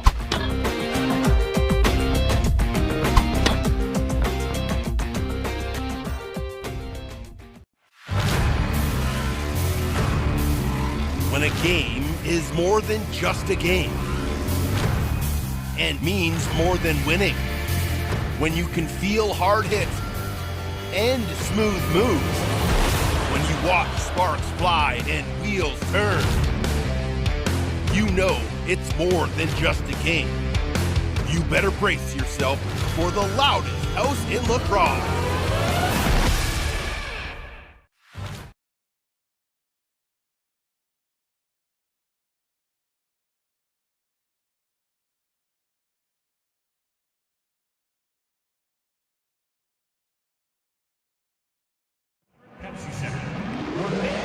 Eight threes your score at half as the Mammoth lead the rush here inside the Pepsi Center. Welcome back live here on Altitude.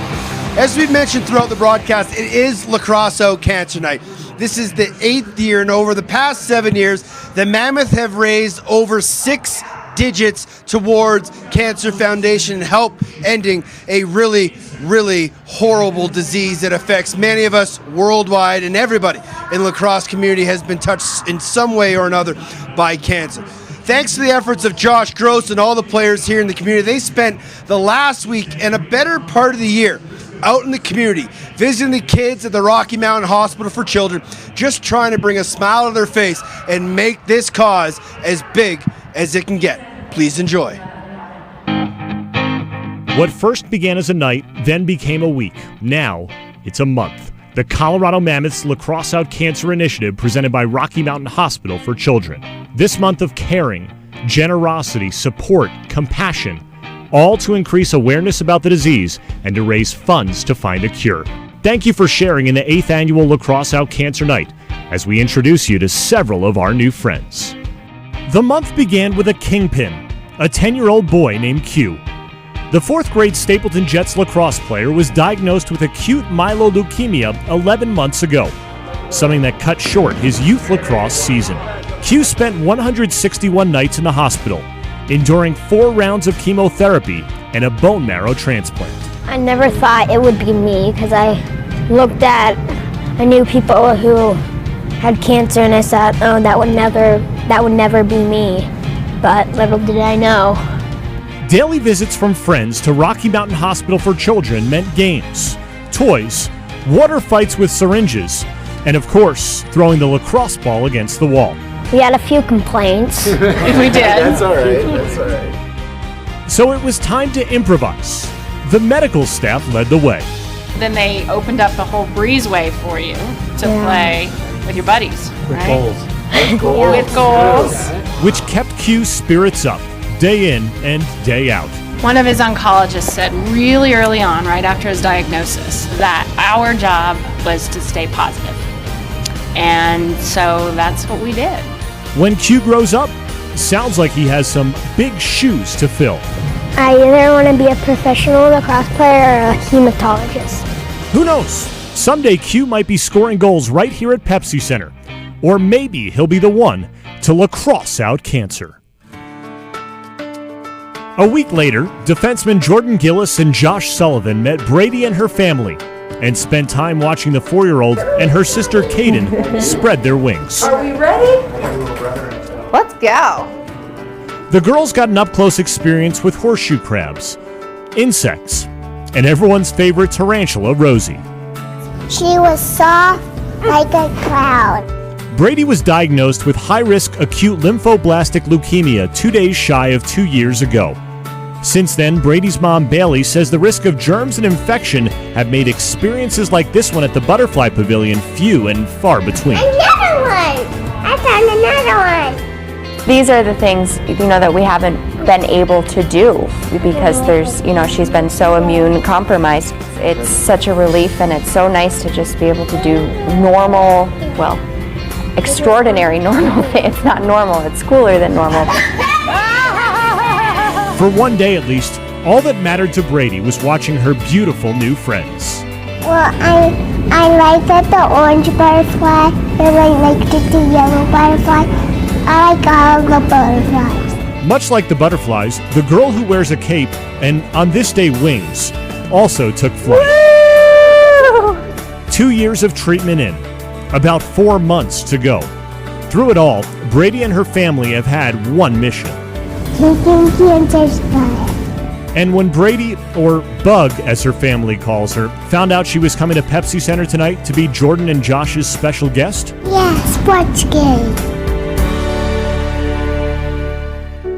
then came the chance for defenseman Ilya Gaich and forward Brent Adams to spend time with a young boy with a great smile. The players visited the Children's Museum of Denver at Marsico campus with Max and his proud parents, Crystal and Mark. To have a son who is kind of like your hero that you look up to, who's not even 2 years old, it's a strange feeling, but it's touching. I'm very proud of him. He's been an inspiration to us and a lot of other people. Diagnosed with infantile cancer, leukemia, at just 5 months, Mighty Max's progress allows him to have days like these, complete with life's essentials: food, water, shelter. For a boy who couldn't leave his hospital room for 2 months, to an afternoon when he seemingly didn't ever want to leave the bubble room. Every single nurse we know is keeping progress of him at home, and how's this going, and oh, we wish we could have been there for this and that. Moments like these may not be there forever for Max, but they'll always be cherished by his parents. Sort of the culmination of all the things when he was first diagnosed that you fear you'll never get again. Yeah. And then you get it again. And so it's, like a dream, I guess. One day Max might be an artist, of one kind or another. Now he has his sights set on finally getting to be a kid. Every kind of milestone or turning point in his life feels like a huge victory. On this day, Max was the big winner. Earlier this week, forward Jeremy Noble met one of the incredible caregivers at Rocky Mountain Hospital for Children. Kelly, an oncology nurse who spent her entire career in these halls, shared with Jeremy what she loves about helping others. Like any job, there are going to be some days that are harder than others. Yeah. But I also think you maybe got to see a glimpse of what joy and spirit they have coming in, even though they're coming in to get chemo. Our buddy Max was there. The bond he has with Kelly was on full display. And the best part about being in the area that I'm at is 99% of the time, the kids and the families go home. Nice. When Max was done playing in the rock garden, he did go home. which left time for Kelly to explain to Jeremy how hospitals around the country are working together to help kids beat cancer. All of the research institutions collaborating and coming up with the best data to improve our survival rates, which we have drastically. Leukemia, the most common childhood cancer, now has a 90% survival rate. Kelly said she won't be satisfied until everyone who's diagnosed beats the disease. Who's on her team? 4 physicians, a physician's assistant, and fellow nurses. Have such a trusting and genuine friendship with each other, and I can count on them and rely on them. Finally on to Steubens, a time to bond for nurse and player, a time for lunch in the best of company. With that, another year of Lacrosse Out Cancer events, another year of meeting inspirational people in the books. For the players, new friends and new perspective. For the kids, new advocates in their corner and new memories forged. For all of us, a glimpse into the lives of a few local children who will forever remind us of how special they are and why we all need to work together to lacrosse out cancer.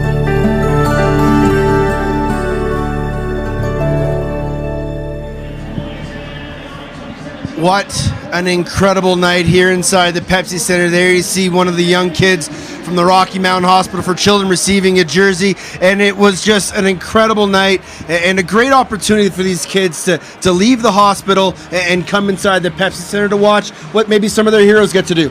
Yeah, it truly does make a difference in these young kids' lives. And, this disease has affected everybody, young or old. I think everybody has their story. So it's great to see the commitment that these players and the management of the Colorado Mammoth have and been able to put their efforts to make this such a special event for these people who are fighting a battle. And, this is Lacrosse Out Cancer Night, but it's an initiative that runs all year long. All the teams in the National Lacrosse League do some sort of form of a night like this to try to help bring awareness and raise money to help lacrosse out cancer. It's 8-3 Mammoth at half. When we come back, Jamie and I will break down the first and second quarter action, give you some highlights to get you set up for the second half, live here on Altitude and only on Twitter.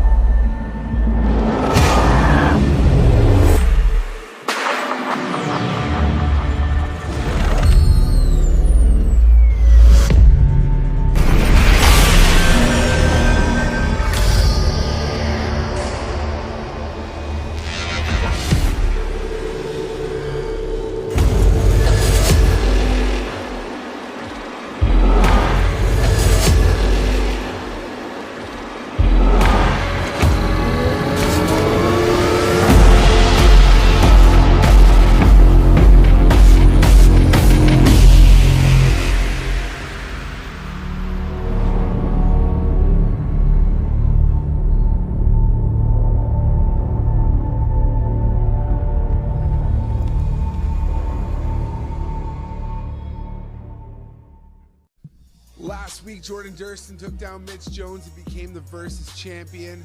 Mitch Jones is back. Let's take a look at the two plays. Durston picks up the loose ball, underhand, backhand, top, corner on Alex Bouquet. And here's Mitch Jones. What? Takes the pass, behind the back, on the run, top corner on Ty Belanger. One more look, the feed from Anthony Malcolm. Oh yeah, top corner for Mitch Jones. So fans, do you have Durston from the Vancouver Stealth, or do you have Mitch Jones, who's back for revenge from the Buffalo Bandits? Head to Twitter now. You know what to do. Cast your vote.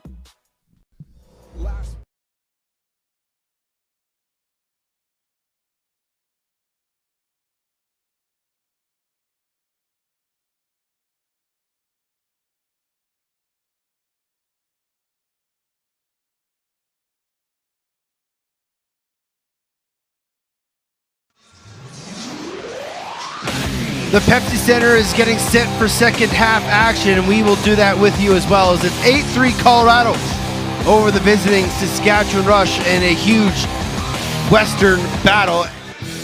And after the first quarter, it was 2-1 Saskatchewan. It was a bit of a tame game, but when the second quarter started, it was all Colorado.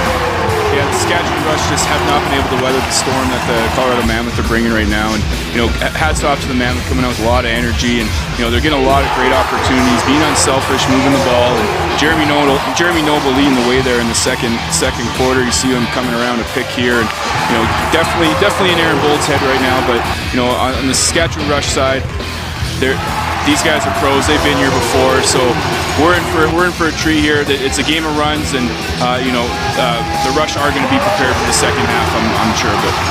Colorado held Saskatchewan scoreless for 11 minutes and 37 seconds of the second quarter, and over that time they scored the 5 goals that have given them this 8-3 lead. Johnny, as a defender, in a game like this, when you know you're playing well, what's the most important thing to keep that momentum going in the back end? Well, you just want to continue doing your job. You don't want to do too much. Don't want to do too much. Do your job. Make sure that you're communicating with your defenders and not giving the opponents any free shots with their hands clean and free to step down into. Leading Colorado, Jeremy Noble has 3 goals, 2 assists. Callum Crawford a goal and 2 assists, including his 500th career assist. Creighton Reed has a couple assists, and Dylan Ward 23 saves on 26 shots for an 88.4 save percentage. But this is a Rush team that can score in bunches. Yes, they did travel early this morning. They might have some tired legs. They did play last night, but the Mammoth have gone through all that. Pretty much every team in the NLL has gone through that. The opening 5 minutes is massive if you're a Mammoth fan. Really continue this momentum and get the crowd back into it after the halftime break.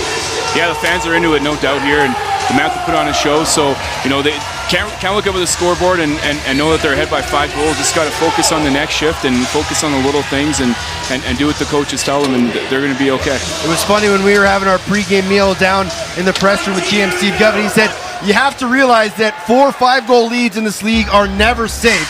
And it's a 5-goal lead right now for the Mammoth. Let's see if they can extend it and put some distance between themselves and the Rush. Here's Curtis Knight to Matthews, far side. Inside feed, Dinsdale, backhand shot, just missed. And loose ball nicely corralled there by Joey Capito. And he'll jog to center and look for help, and he has it in Zach Greer at center. Now Capito will sprint off and go for a change. Wardle, near side low corner, gets a pick from Greer. Late man off the bench is Rouet, and he finds Crawford far side. Crawford swim move on Cornwall, turn back, 8 on the shot clock, flip to Noble. Time and room, takes the shot, just missed, trying to go high. And I thought that might have been a back-in call on Dilks, but no call from the official. Ryan Dilks across center, and we'll float it tonight. Far side, Jones, underneath spin move, dunk shot, scores! No! They wave it off, crease call, good call there by the official. As Jones isn't too known for getting airborne, but the former Mammoth player gets that left foot on the crease and has that goal called back.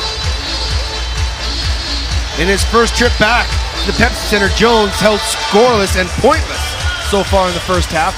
Keto, pump fake, 8 on the shot clock. Crawford, one-timer from Wardle, bounced it on target. I don't know if Bold was really aware of where it was, but it's picked up there by Jeremy Thompson. Here come the Rush the other way. Thompson to Dinsdale. Backside look, one-timer, scores! There's Mark Matthews again off a great feed from Dinsdale, and he just one-time slammed it near side. I think it might have gone off the shoulder of Ward and into the back of the net, and it's 8-4. Yeah, that's a big confidence booster for the Rush coming out, getting that first goal in the second half. They're playing fast. It looks like they're being a little bit more physical on defense and communicating a little bit better in the back end. And this team can run the floor very, very well and take advantage of unsettled situations. And it looked like that one just caught Dylan Ward off guard. Matthews, second of the night, and the first Rush goal in 13 and a half minutes. Matthews from Dinsdale and Thompson at 1:59. I'm a little worried about the opening couple possessions of the Mammoth on offense, though. Real outside, not a lot of cutters, not a lot of ball movement. Got to get inside and keep this defense active. Greer to McLaughlin, shoots it, just missed short side. They say that didn't hit the net, so they got to get a shot off in 8 seconds. Far side, Noble drives underneath. Noble takes the shot, saved there by Bolt. And loose ball will be picked up by the captain, Chris Corbeil, and he'll stride across center. We played 2.5 here in the third quarter. Matthews, far side. 1-on-1 with Gillis, gives to Knight, and now Jones. Matthews around the top, feeds Dinsdale. Down low to Knight, who comes around the top. He'll take a shot, turned aside by the left knee of Dylan Ward. And a loose ball will be picked up there by Jones.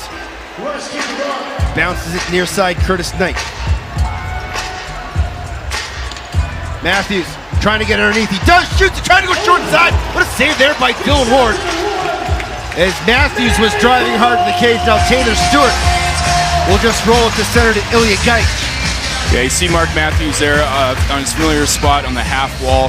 Very similar to the way John Grant Jr. plays, and he's very dangerous there. Excellent pick by Adam Jones, and Mark Matthews goes hard to the net Swim underneath. move, Crawford bounces, scores! There's a guy who loves to play from the half board. Great skip from Chris Warner to Callum Crawford. And he had Adrian Soroketti on an island, and that patented one-arm roll dodge from Callum Crawford gets him underneath, and he bounced it far side on Aaron Bowl, and it's back to a 5-goal lead. Yeah, he's so hard to defend when he gets in that area one-on-one, and you can see that. You mentioned the one-arm roll dodge, just kind of a little push off, and Callum Crawford leaps in the air and is able to beat Aaron Bowl. His second of the night, 4th point on the evening. Give an assist to Chris Wardle as well. We'll see who gets the third assist. It's going to be Ilya Geich. Time of the goal, 3:31. Chris Wardle has 4 assists on the night as he continues to contribute in other ways here with the Mammoth offense. There's a nice win there off the draw by Dan Coates. Right to Cam Holding, who continues to put up massive numbers in the loose ball category. He had 4 loose balls in the first half. Second in the league. Inside feed to Greer. A little high for him. Couldn't handle it. Mike Messenger was all over him. And Messenger will give off to Ben McIntosh across center. Watched there by Ilya Geich all the way against the boards. McIntosh turns back, gives up to Church. Mitski will go for a late change. 13 on the shot clock. McIntosh tries to get underneath. Nicely pushed back there by Stewart. Up top, Curtis Knight tries to get away from Eli McLaughlin. Now Church has it. Church late in the 30, shoots and scores! 2 seconds left on the 30-second shot clock. I thought the Mammoth were going to go on a break, but Church picks up the loose ball, puts it short side underneath Dylan Ward's glove, and it's 9-5. Johnny, I always hear you talk about this and how the defense is not as good, late in the shot clock because of the ball movement and the people movement. What did you see on that particular goal? Well, late in the shot clock, and the Colorado Mammoth bench and most teams are going to have a call from their bench when there's 5 seconds left. And so when 5 seconds left in that shot clock, they're yelling black. And unfortunately, we had Stewart trying to pick up that ground ball. If he just takes the body, the shot clock runs out and Colorado Mammoth has possession. So it's a scramble, ball on the ground. There's some times that, you don't need to pick it up and go. You just play that whole 30 seconds and you're going to gain possession. Kyle Rubish was knocked over along the far side boards right in front of the bench. So an interference call on Colorado. Possession to the Rush. They try to get this to within a 3-goal game. McIntosh takes the shot and he scores. And this is what you can't allow the Rush to do. Get their legs under them, close this gap, gain some momentum, quiet this crowd. And they've scored 3 goals here in the opening 4 minutes of the third quarter, and they're back within 3. That's just a tricky shot there by Ben McIntosh, and again, just shows the skill sets that these offensive players have. He knew where he was putting that ball around a screen. Dylan Ward is standing upright, and the margin for error on that shot is so small, and Ben McIntosh made no mistake there. 2 goals in 27 seconds for the Rush. That one, McIntosh from Church and Matthews at 4:49. And the ball battle on the far side continues. Corbeil there for the Rush, Hope there for the Mammoth. And this is going to be another interference call, and this one's going to be a penalty. And this one's going to go to Ilya Geich. And the Rush, who are 0 for 1 on the power play, will get another opportunity here. Colorado penalty, 2 minutes, check from behind. So Gaich will sit for 2 for less on the cross check. And the Mammoth lead at 9-6, but the Rush are going to try to get it to within 2 as Crawford continues the hot hand. Missed the action in the NLL last weekend? Maybe you want a little analysis. Mia Gordon and Tyson Geik break things down twice a week in the NLL's flagship show, The Box. Catch all of the highlights, scores, and exclusive interviews in both our pre- and post-game episodes every week on NLLTV.com.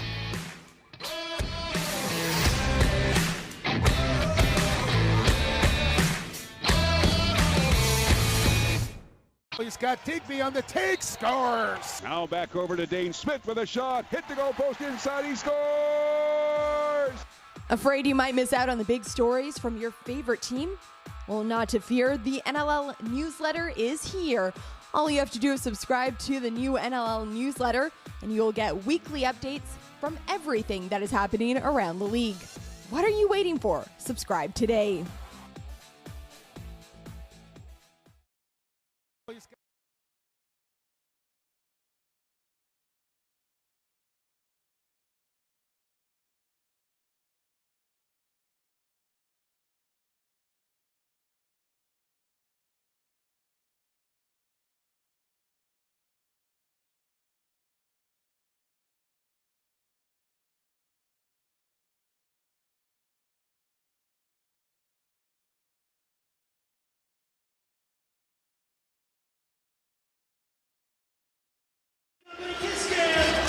The Rush have outscored the Mammoth 3-1 here in the opening 5 minutes of the third quarter. It's 9-6 Colorado.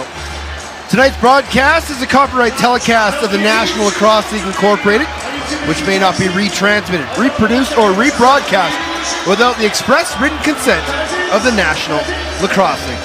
Johnny, not the opening 5 minutes the Mammoth defense wanted to have. What's the message from D-coach and head coach Pat Coyle?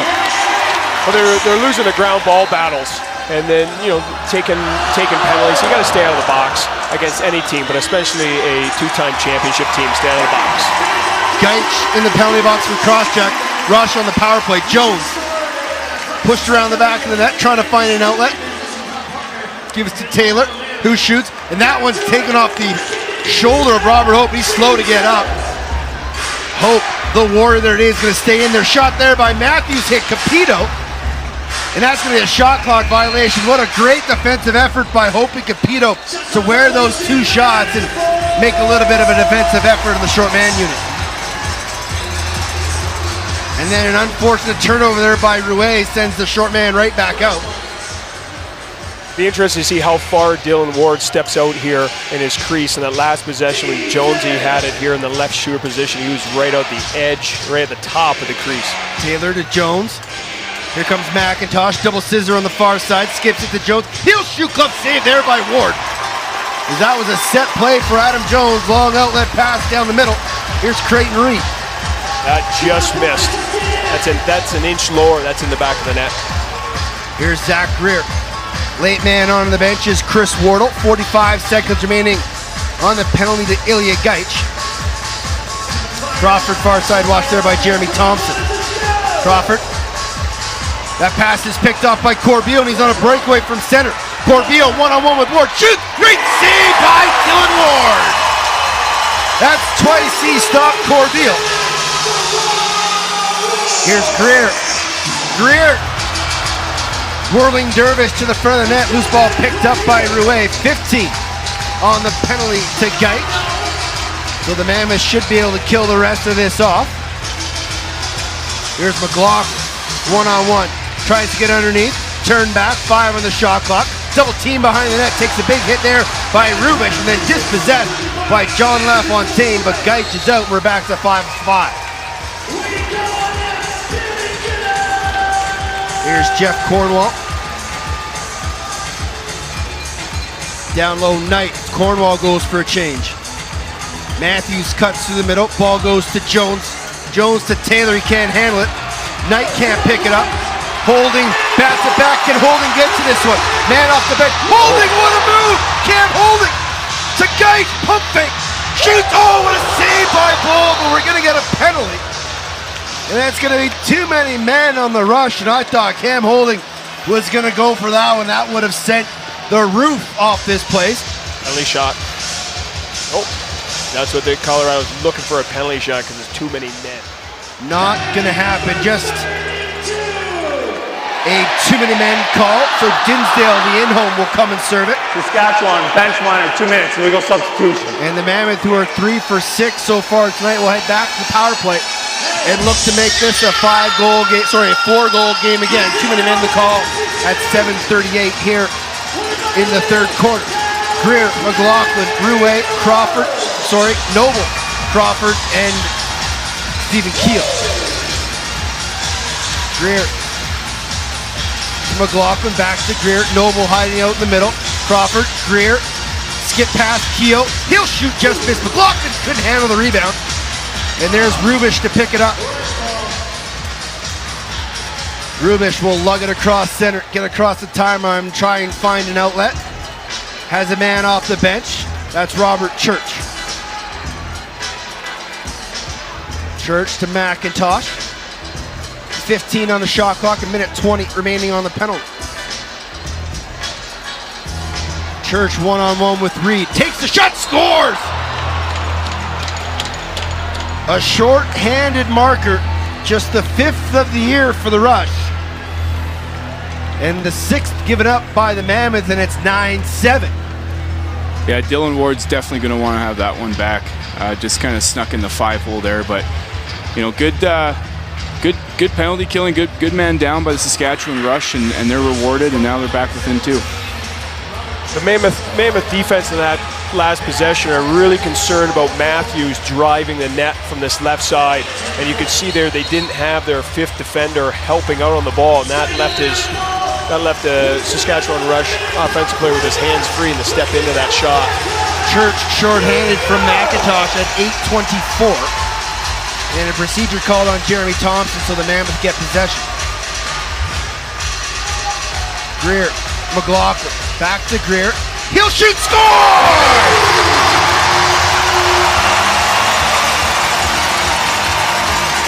Greer's 2nd. Colorado's 4th on the man advantage. He goes short side, glove side on Aaron Bold, and it's 10-7.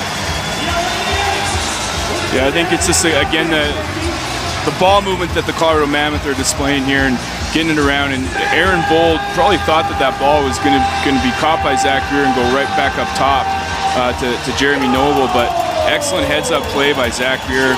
Great overhand shot. He was hiding the head of his stick and went in short side.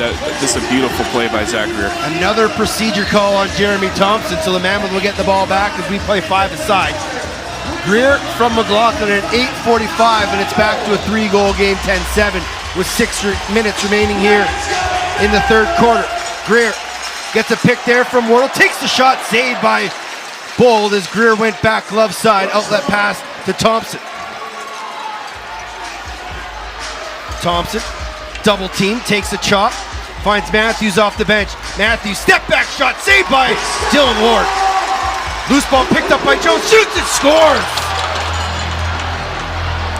Jones picks up the rebound, gets underneath his defender, and thought about diving, but instead just dropped it right between the legs. Oh, a nice little play there from Jones as he batted between the legs of Jordan Gillis, and then put it between the legs of Dylan Ward. Yeah, it looked like a little hockey play there. Just ball's loose on the ground, and instead of just going after the ball, Jordan Gillis was trying to just shield him and have his teammate come in, but Jones made an excellent heads-up play there, put it through the legs and sneak underneath on his defender, and made no mistake putting that past Dylan Ward. Jones is first of the night, makes it 10-8. Big hit there by Messenger. Rocks Cam Holding, but he gets right back up, and he's going to battle for this loose ball with Rubish. Rubish is there to pick it up, gets a little interference from Chris Corbeil. And they play a little give and go. And that was real close to 8 seconds, but Rubish got it over the line just in time. 2-goal game, 10-8. Mammoth and Rush. McIntosh comes around the top, skips it far side. Matthews cut off his angle. McIntosh shoots and scores!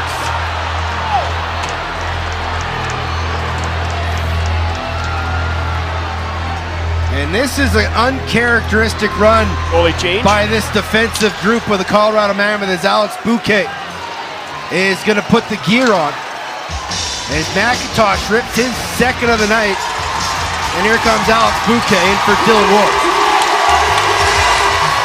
It's been all Saskatchewan rush this quarter. They clearly, look like they got the message loud and clear at halftime from Coach Keenan, and that I love that shot there. The kind of fade away, putting your stick low and getting the goalie moving side to side. Dylan Ward's a phenomenal goaltender, and you have to get him moving to be successful. McIntosh from Matthews at 10:01, and Alex Bouquet steps in between the pipes for all of 10 seconds, and here comes Dylan Ward right back onto the floor.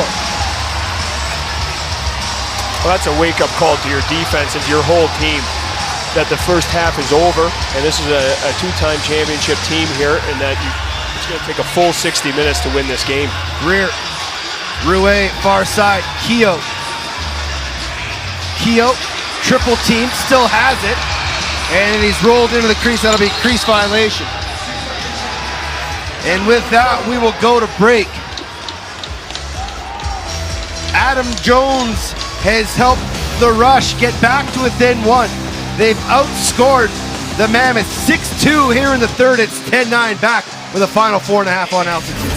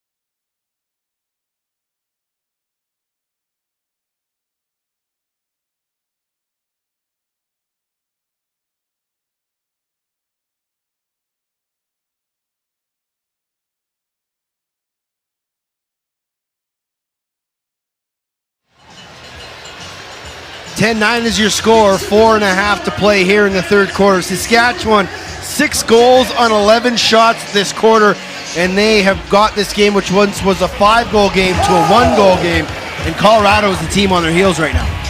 Yeah, Teddy, we're back to a 1-goal game, which is common for these two teams when they meet, and we talked about there's never a lead that's safe in the NLL, and it just shows that these players are ultimate pros, and you can definitely see the Saskatchewan Rush focus shining through here in the second half, and the Mammoth have been able to weather the storm, get a couple goals in response, but it's been all Rush here so far in the second half.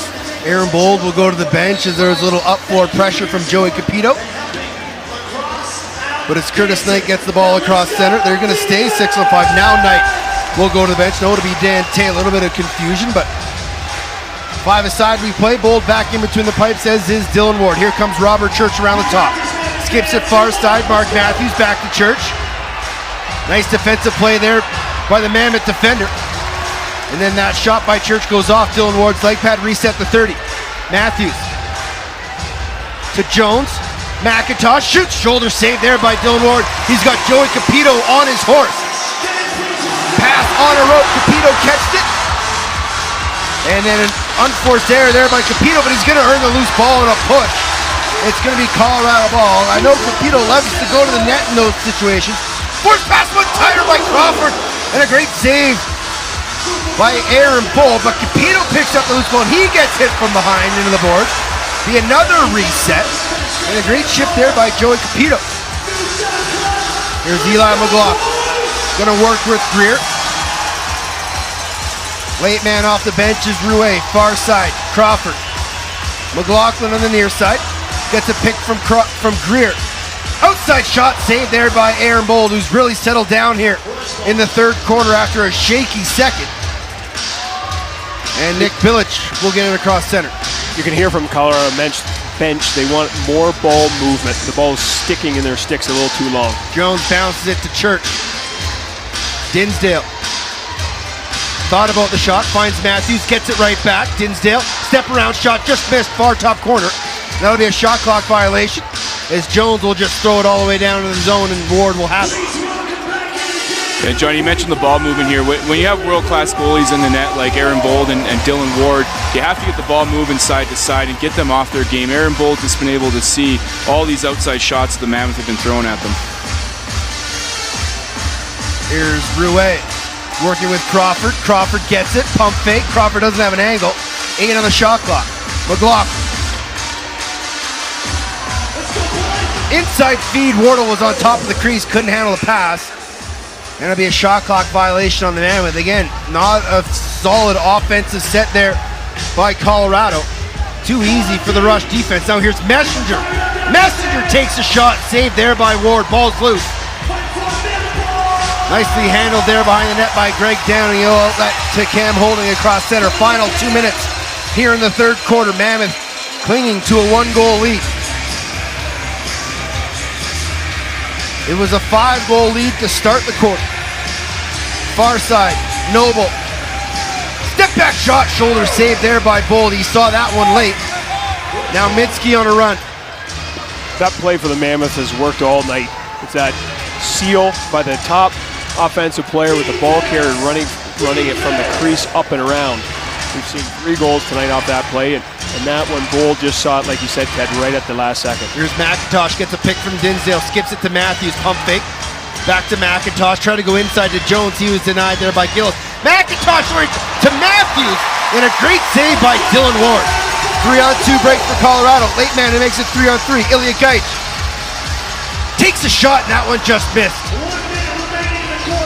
Matthews picks it up on the other side of center. Last minute of play here in the third. LaFontaine has it. He'll give it off and go for a change. Dinsdale. Walks there by Robert Hope. Dinsdale comes around the top, takes a couple chops. Tries to get underneath, and they're going to call Robert Hope on a hold. And with 36.7 seconds left, the Rush are going to go on their third power play of the night, and they're 0 for 2 so far as Hope will sit for 2 or less on a hold. Rider number 18, 2 minutes, hold it.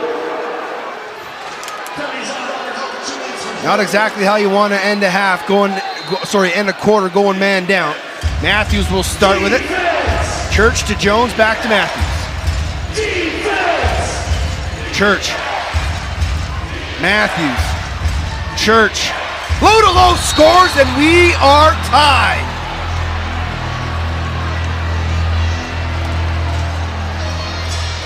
I think the Rush should clearly have been shooting the ball a lot better this quarter and this half. And again, just the quick ball movement. Dylan Ward is set. He has time to be set here, but just a little area there in his 5-hole was open, and Church just kind of shot a blind one and it went through. Dylan Ward is obviously a little shaky this quarter, and I don't think it's entirely his fault.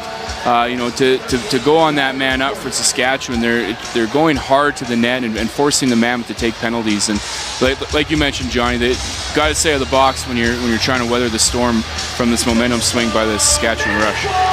First power play goal of the night for the Rush. It's Church, his 4th point of the night, from Matthews, his 6th point. And here comes the Mammoth. Coates.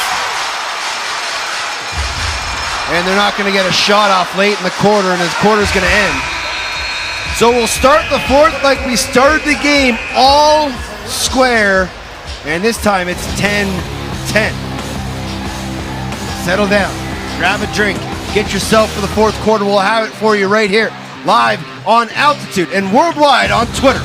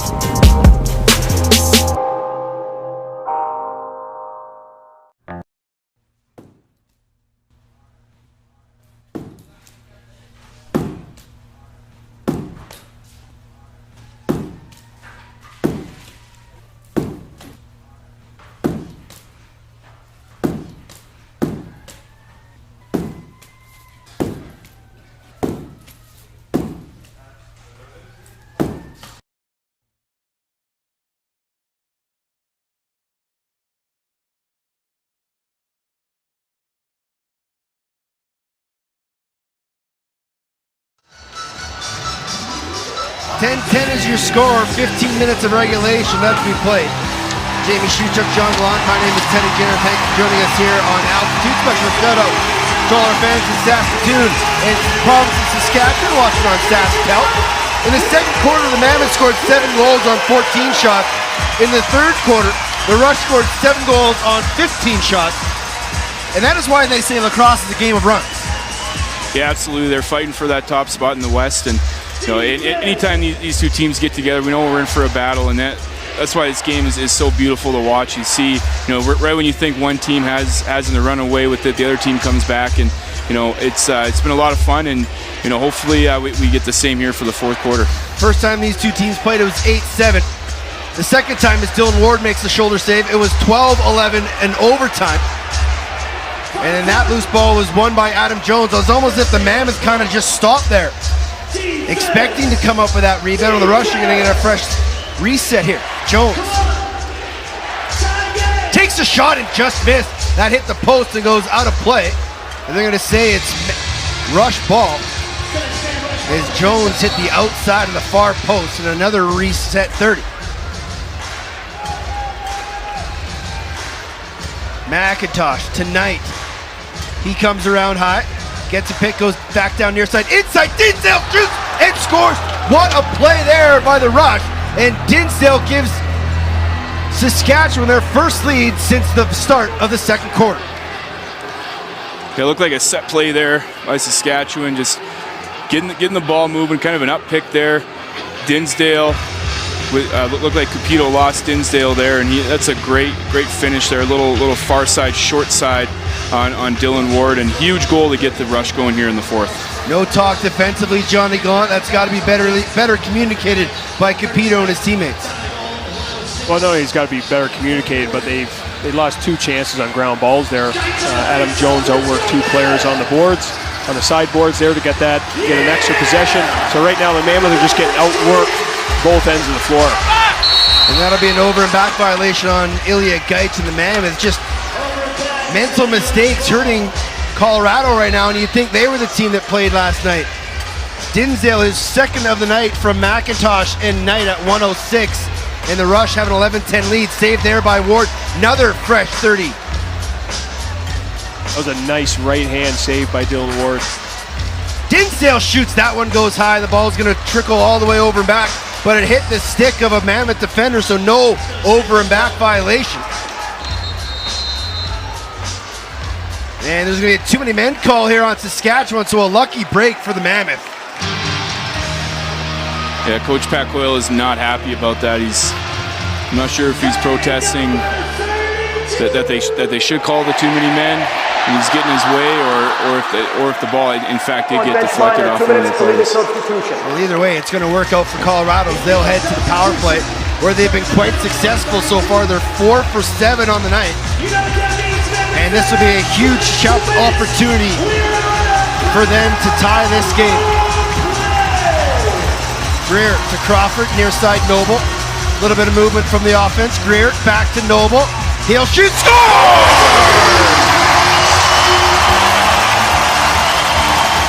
4 on the night for Jeremy Noble, and another power play goal for Colorado. And we're tied at 11. And the kid is hot, moving the ball here. Callum Crawford setting a little pick there on him, and I don't know what Chris Corbeil was doing. I was watching him that shift. He really didn't move a whole lot. Thought he would jump out to Jeremy Noble and put some pressure on him, especially when he's got the hot hand tonight. You think you get out all over his hands and not allow him to shoot, and the kid can't miss right now. He's on fire. Noble's fourth, ties it up at 11-11, 13:02 remaining. And Jeremy Thompson wins another draw. Well, that was the first time, Jamie, that when they set that seal on Corbeil, they didn't roll to the middle. He was anticipating that the seal's coming, they're going to roll to the middle, and he just sat down. And this time they stepped to the outside and let that outside shot go. Matthews has it, drives through the middle of the defense, gives off to Jones. 8 on the shot clock. Jones step back, tries the shot, had his stick deflected, goes right to Church. McIntosh, 3 on the shot clock. Can he get a shot off in time? He won't. Well, he does, but hit a body in front. Nice defensive play there by the Mammoth to cause a shot clock violation. Now we get a little noise from the Loud House.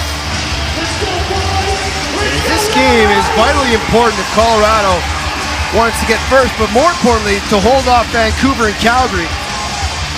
We're trying to get that second seed away from the Mammoth. Here's Wardle behind the net. Top feed. Greer takes a shot, just goes wide. They give him a reset, I'm not sure why. And it's going to be Colorado ball. Yeah, I think that definitely went off of the Saskatchewan rush helm. You can see Dilks gesturing to the ref that it went off his head. Here's Crawford, far side. Outside shot, that hit a body on the way to the net as Eli McLaughlin wound up and fired a blast. Wardle, far side, watched by Mitski. To Crawford, shoots, save there. And a reset to 30 as McLaughlin picks up. Little roll reversal here. The rush, we're getting resets now. It's the Mammoth. Far side, McLaughlin, one-on-one with Brett Mitski. Gives near side Noble. Noble trying to get underneath. Flips it up top. Keogh shoots, just missed. That one's going to ricochet. Wardle doesn't chase it. And out of the front door comes Dinsdale. They gave him the over and back. Off the bench right away, and a great stick save there by Jordan Gillis. Holding, battling for it. Sweeting gets knocked down from behind. No call. What a pickup there by Holding, but he loses it. I'm not sure how there was no call as Sweeting got hit from behind. And here come the rush. Delayed 3-on-2. Matthews has it. Don't leave your TV or computer screen, as this game's going to go right down to the wire. Matthews comes around the top, skips it over to Church. Down low, McIntosh. Matthews shoots, saved there by Ward. As he was at the top of his crease to deny Matthews. Now Matthews is slow to go off the floor.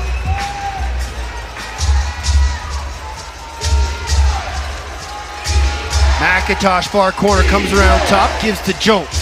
Back to McIntosh. Gets a pick there from Church. Taylor, he'll shoot, goes 5-hole, trickles through, and then goes fortuitously around the back of the net, and it's picked up there by the Mammoth.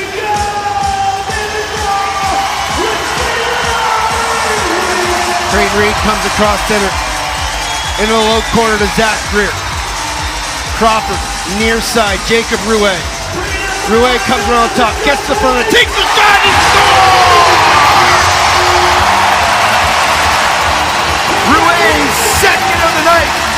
restores the Mammoth lead. It's 12-11. There's the speed of the Colorado Mammoth offensive players on display once again. Getting the ball low, coming hard around. The reason he had so much room there in the middle was a cut from Eli McLaughlin that brought his defender, Kyle Rubish, behind the goal. Stephen Keogh pops out, pulls his defender, and Rue's got the speed to come around with an excellent shot there, overhand to beat Aaron Bold. Again, moving him side to side is definitely going to increase your percentages as a shooter. How many times has the Mammoth come around the horn like that, especially the right-handers, and scored on Aaron Bold? That's, I think, the fourth time we've seen that tonight. Johnny Gallant, you pointed that out earlier, that's just been continuously working for them as Thompson gets called in the procedure, and we'll get Johnny's thoughts on that when we come back from break. But Jacob Rue's second of the night, his 16th of the year, has the Mammoth up 12-11. We have 9:45 remaining here in the fourth quarter. Live lacrosse coming back here on Altitude. Welcome, lacrosse fans. Tyson Geik of NLL Productions here with you right now, and I'm joined by Shay Hewen, CEO and founder of the U-Hawk Camera. We have some exciting news for you today. The NLL has officially partnered with the U-Hawk Camera, the new official action camera of the National Lacrosse League. Shay, an exciting moment, for both parties here. Yeah, it's an incredible day. It's a big step and a big moment in the history of sports, and for the National Lacrosse League to be the first league to step up and bring actual player point of view, video footage to fans at home in the actual real raw competition in the season. It's a monumental day, and we're very excited to be the official camera provider to be a part of that.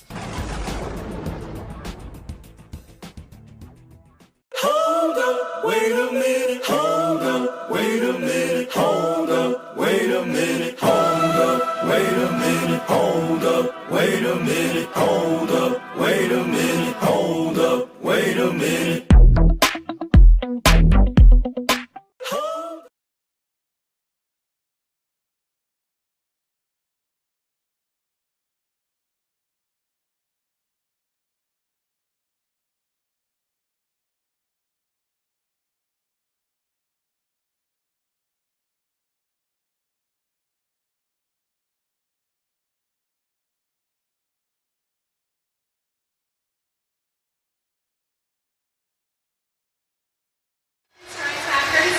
Welcome back inside the Loud House, where the Mammoth have a 12-11 lead over the visiting Saskatchewan Rush as we have 9:45 remaining here in the fourth quarter. Nice to see former Mammoth Casey Powell in the house playing some of the interactive games here during the breaks. Colorado's goal, Jacob Rue, his second assist to Callum Crawford. That's Crawford's 50th assist on the season, and give another assist to Zach Greer. Time that goal, 5:14. And it's just been one of those games. As mentioned, the last two games, these two teams have played one-goal games, 8-7 and 12-11 in overtime. Both those games up in Saskatoon. These two teams will play again here later this month. In April on the 28th, the last game of the regular season. And that could be a game that really sets the playoff picture in the West. Here's Noble. Near side Crawford on an isolation spin move. Crawford, step back, jump shot, just missed as Bold got a piece of it. And here comes Jeff Cornwall across center. Greer had to come off early in that shift. Looked like a sore ankle that really limited what the Mammoth could do in that possession. Here comes Dinsdale around the top. Gives off to Matthews. Matthews trying to go short side, shoulder save by Dylan Ward. Long outlet pass to Chris Corbeil. Laid off the bench. A little confusion there by the Rush as they were changing late in the 30. Dinsdale slashes through the middle. McIntosh comes around up top. Finds Matthews inside feet. Backhand shot from Dinsdale. And they're going to say it hit a Mammoth player and went out of bounds. So reset the 30 and give possession to Saskatchewan. Jones one-on-one. Gets pushed back. Throws a backhand across the floor. McIntosh low to low. That one goes wide and over to the net and over the glass. It'll be Colorado ball. They got to be really careful of Marty Dinsdale and off-ball cutters, as that's been Saskatchewan's bread and butter in the last third part of the third quarter that helped them tie this game to take the lead. Yeah, they've just been a little bit more aggressive, getting to the middle and setting those back picks and immediately rolling off off the picks, and they're getting open, and they've been a beneficiary of this half. Crawford, jump shot, shoulder save. That one's going to go out of play. Reset to 30. And possession will stay here with the Mammoth. Here's the officials check on Aaron Bold, make sure he's okay. Good to see Zach Greer back out there in the offensive zone. Here's Eli McLaughlin. Comes high, no one outlet. Steps out to be an outlet. McLaughlin just doing all the work by himself. Now he finds Drew A high. Crawford, pump fake, tries to find Keel.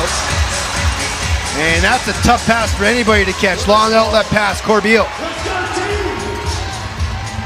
Finds Dan Taylor sprinting off the bench. He can't get a clear angle on goal, so he'll slow it up. He and Matthews play 1-2. Watch for a big pick here from Matthews. He gets it. Taylor doesn't have a shot. Church rings it off the post and hits off Dylan Ward's back. Lucky bounce there for Colorado with 7:15 remaining here in the fourth.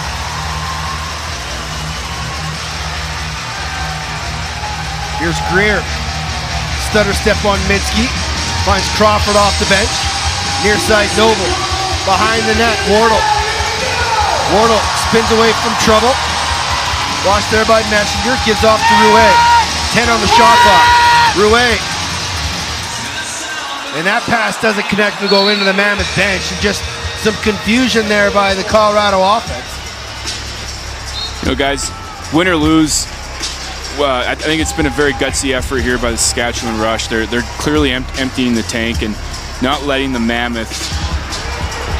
Jones! No, they call it crease violation. And Ilya Gaich wanting an offensive hold there by Jones. Coach Keenan has the red flag. There it comes. I think that was thrown just because he didn't get a replay.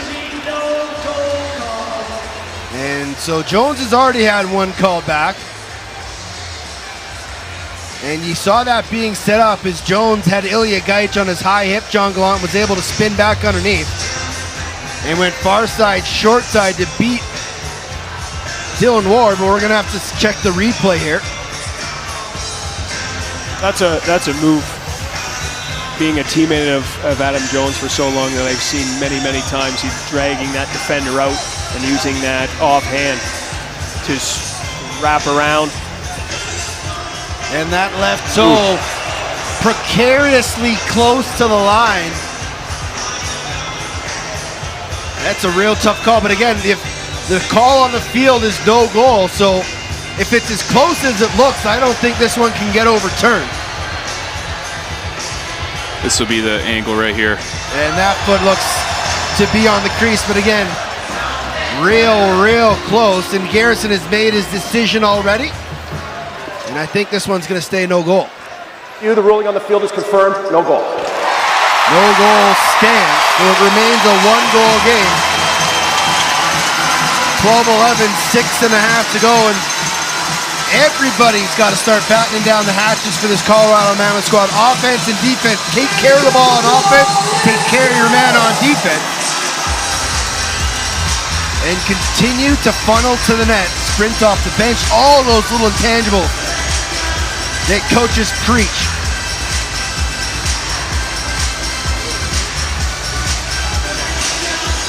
Just some confusion between the clock operator and the on-floor official. Mammoth are next in action, April 1st in Georgia. You can watch that game live on NLL TV if you want to tune in. Here's Noble. Skips it to Greer, inside feed. Greer shoots and scores! It was a pass that was lost from Greer. As Greer was cutting from his wrong side. Didn't have much of an angle, but it's a 2-goal lead, 13-11. Yeah, I love watching these plays. Right, call it a pick off the swing, and the ball was on the righty side there. And Greer came over, set a pick. The ball swung, and he just turned around, saw the ball, wanted it, screamed for it, and just tucked it in short side on Aaron Bold. That's a huge goal for the Mammoth to put him up by 2. Last week in Toronto, Greer wasn't getting the bounces and was stymied by Rock goaltender Nick Rose. This time he's getting the better of his former teammate Aaron Bold. That's his 3rd goal of the night, 6th point of the evening. And And the Mammoth had regained a 2-goal lead with 6 minutes to play, but no time to rest. Still got a lot of lacrosse to play here inside the Loud House. Greer from McLaughlin and Noble. Colorado, 22 assists tonight, the second consecutive game with 20 or more assists. The 5th game where they had 20 or more. Here's Greer trying to find time and room. Triple team, gives off to Rouet. 5 on the shot clock. Ray will shoot, and that one will miss. Getting on target. It's picked up there by Brett Mitski. Here comes Mike Messenger across center. Messenger will skip it far corner, Curtis Knight. Now Robert Church. Late man is Dinsdale, near side. Dan Taylor flips it up to Matthews. He'll shoot! Shoulder save there by Ward. And the loose ball almost picked up there by Creighton Reed. He's still battling for it. Now he's able to get a full stick on it. Tough pass there to McLaughlin, sprinting between 2 rush defenders, and he gives off to Stephen Keogh. Keogh to Noble. Noble comes around the top. Behind the net feed. Crawford thought he was going to dunk. Crawford backhander! Rang it off the face mask of Aaron Mold. Loose ball picked up by Jeremy Thompson. Sprints down the floor, finds Ben McIntosh. McIntosh dives, great save there by the right arm of Dylan Ward. Here comes the captain, Dan Coates. Rush, funneling off the front gate. Under 4.5 to play. Wardle circles high, comes near side Crawford. Gets a pick there from Rouet. He'll shoot right in the belly pad of Aaron Mold. He's got Cornwall all the way down the floor. Mammoth are back. Cornwall shoot, save there by Ward. Ward wanting a little goaltender interference, but Gillis had picked up the ball anyway. Mammoth got away with too many men on the floor in that shift. It's up and down pace. Guys are starting to get tired, starting to leave a little early here on both ends. Now this track meet late in the game probably benefits the Mammoth. Here comes Wardle. He'll shoot. Ricochets off the leg pads of Aaron Mold. And loose ball skipped up by Kyle Rubish. This has been a battle between Dylan Ward and Aaron Mold in these last 5 minutes here. Just going back and forth. They're making these big saves. They're definitely keeping their team in the game right now. Shots 50-44 in favor, 51-44 in favor of the Rush. Knight inside feed, doesn't connect with Church. Matthews picks up the loose ball. 5 on the shot clock. Gotta get on hands. Matthews gets the shot off, but there's Ward to make a save. Outlet to Creighton Reed at center. Up the pair. Approximately 6.5 possessions left in this game. Now you want to start using some 30s, but good 30s. Still got to try to go to the net. Make sure you get a shot off. Don't give the defense any easy shifts. Crawford, tuck and go. And Rouet left early. 5 on the shot clock. Crawford, shot there by Keogh, goes wide. And Wardle will just bat it down and we'll take a break. 2 minutes, 46 seconds remain here in the 4th quarter. Mammoth leading 13-11 over the Rush. We'll be back with a final 2:45 live here on Altitude. Missed the action in the NLL last weekend? Maybe you want a little analysis. Mia Gordon and Tyson Geik break things down twice a week in the NLL's flagship show, The Box. Catch all of the highlights, scores, and exclusive interviews in both our pre- and post-game episodes every week on NLLTV.com.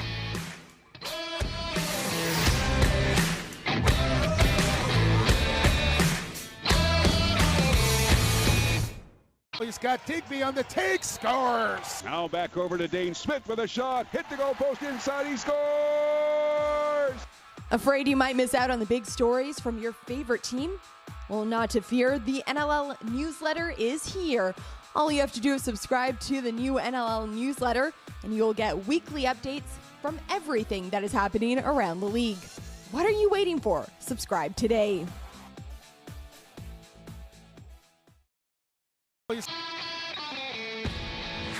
Missed the action in the NLL last weekend?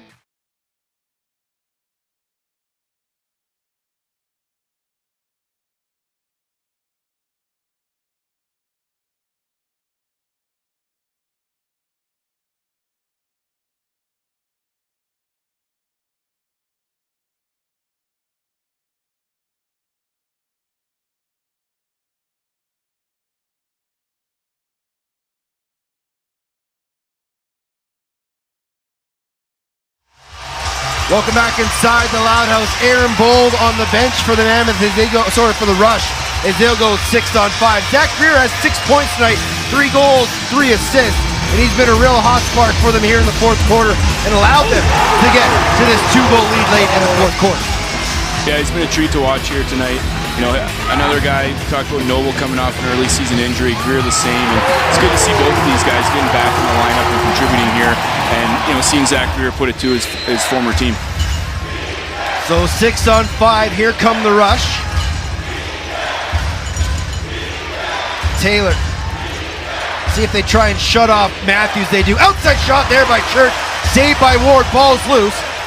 Who's going to come up with it? 3 Rush, 2 Mammoth players battling. It's going to be picked up by Church.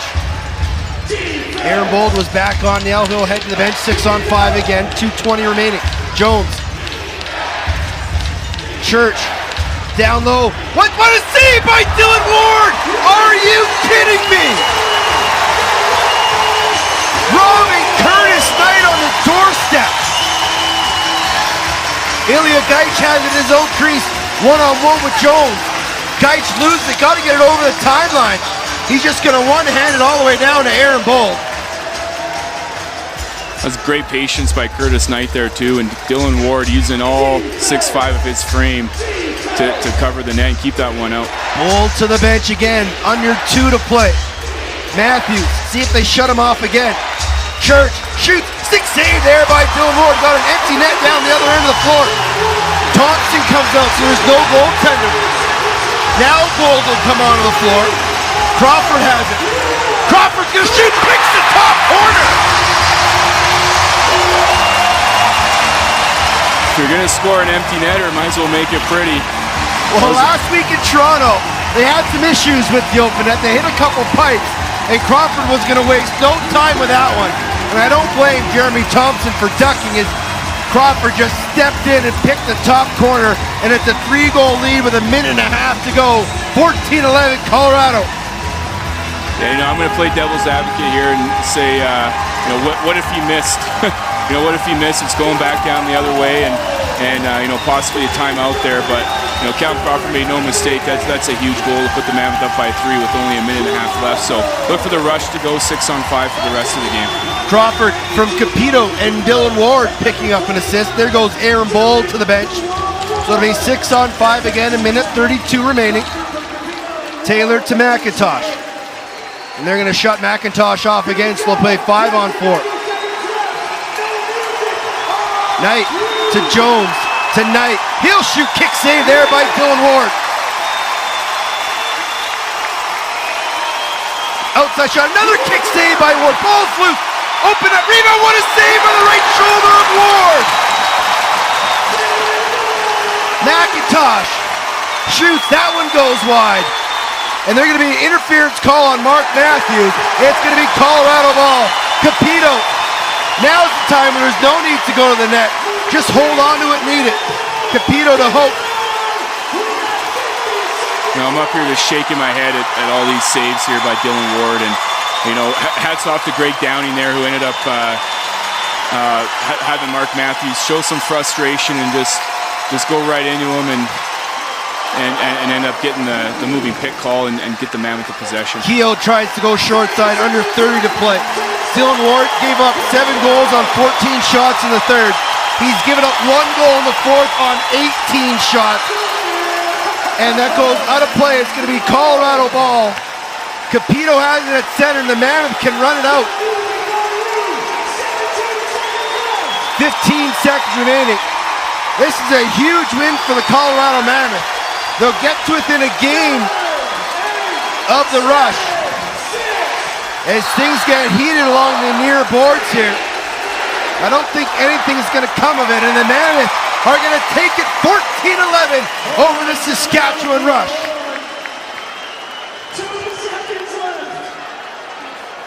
2.2 remaining. I may have jumped the gun a little bit. You're a little excited, Teddy. Yeah, a little excited. See what the officials call here, if anything. They're going to say it's Mammoth possession. They're just sending Matthews off for this last 2.2 seconds, sending him to the dressing room.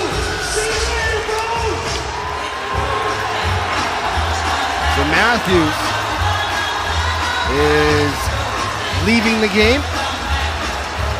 And he gets a Colorado farewell. So Crawford's going to start with it at center. Let's get the official call from the official. Saskatchewan penalty. 5 minutes of game misconduct for boarding. So Matthews gets a 5-minute misconduct for boarding. Or a 5-minute major for boarding, and it must have been a game misconduct on top of that. So he's gone from this game. And the Colorado Mammoth take it 14-11 over the Saskatchewan Rush. And what a fantastic lacrosse game, Jamie Shuchuk. Your thoughts? Yeah, it was incredible. The fans here at Pepsi Center, it was such a special night. We talked about lacrosse out cancer all night, and I really hope that the young fans who were able to come watch tonight, to support their cause, really enjoyed this game and seeing what these excellent athletes do, every weekend here at the Pepsi Center. It was incredible to watch. Back and forth game. Hats off to the Saskatchewan Rush. They put in a really, really gutsy effort, from a long travel day, and they get a week to think about it, and they'll be right back at it next week. Johnny Gallant, 6 on 5 for the last 2.5, 3 minutes for this Mammoth defense. How impressive were they to stop this this Saskatchewan offense? Well, during that last timeout, head coach Pat Coyle challenged the defense to prove to the Saskatchewan Rush that they are a good defense too, and I think they did that in the last 5 minutes. Final score, Colorado 14, Saskatchewan 11. We'll be back to break it down as the Mammoth take it and get their 8th win of the year and are a game within the Rush. We'll be back to wrap it up next here on Altitude.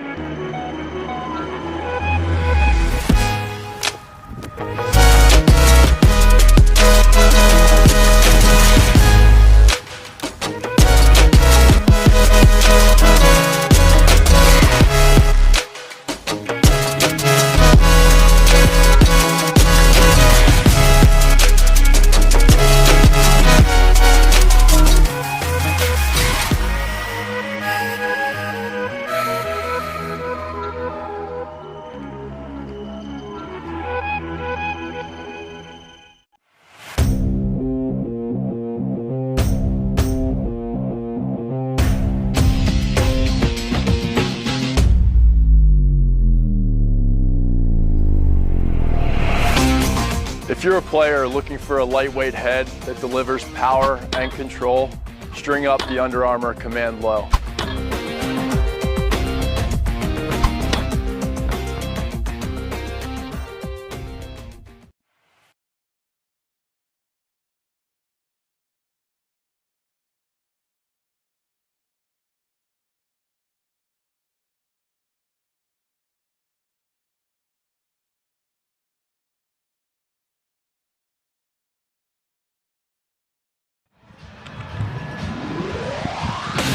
A happy Mammoth faithful going down the escalators here inside the Pepsi Center as Colorado beats Saskatchewan 14-11 on Lacrosse Out Cancer night, and a fantastic night all across the board. The teams exchanged 7-goal quarters in the middle of this game, but it was the fourth quarter where Colorado really ran away with it.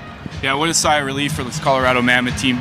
Finally breaking the hump and be able to beat this Saskatchewan Rush team. They've had their number over the last few years, and like I mentioned at the opening, the Saskatchewan Rush are the team to beat in the Western Conference, so this is a big testament win for the Colorado Mammoth. Let's take a look at your second half highlights here from the Pepsi Center. And like we said, in the first half it was 2-1 after the first quarter, but then really it was the Mammoth who went on a 7-goal run to really extend the lead, and it was a 5-goal lead at half, and as we mentioned, there's no lead safe in the National Lacrosse League.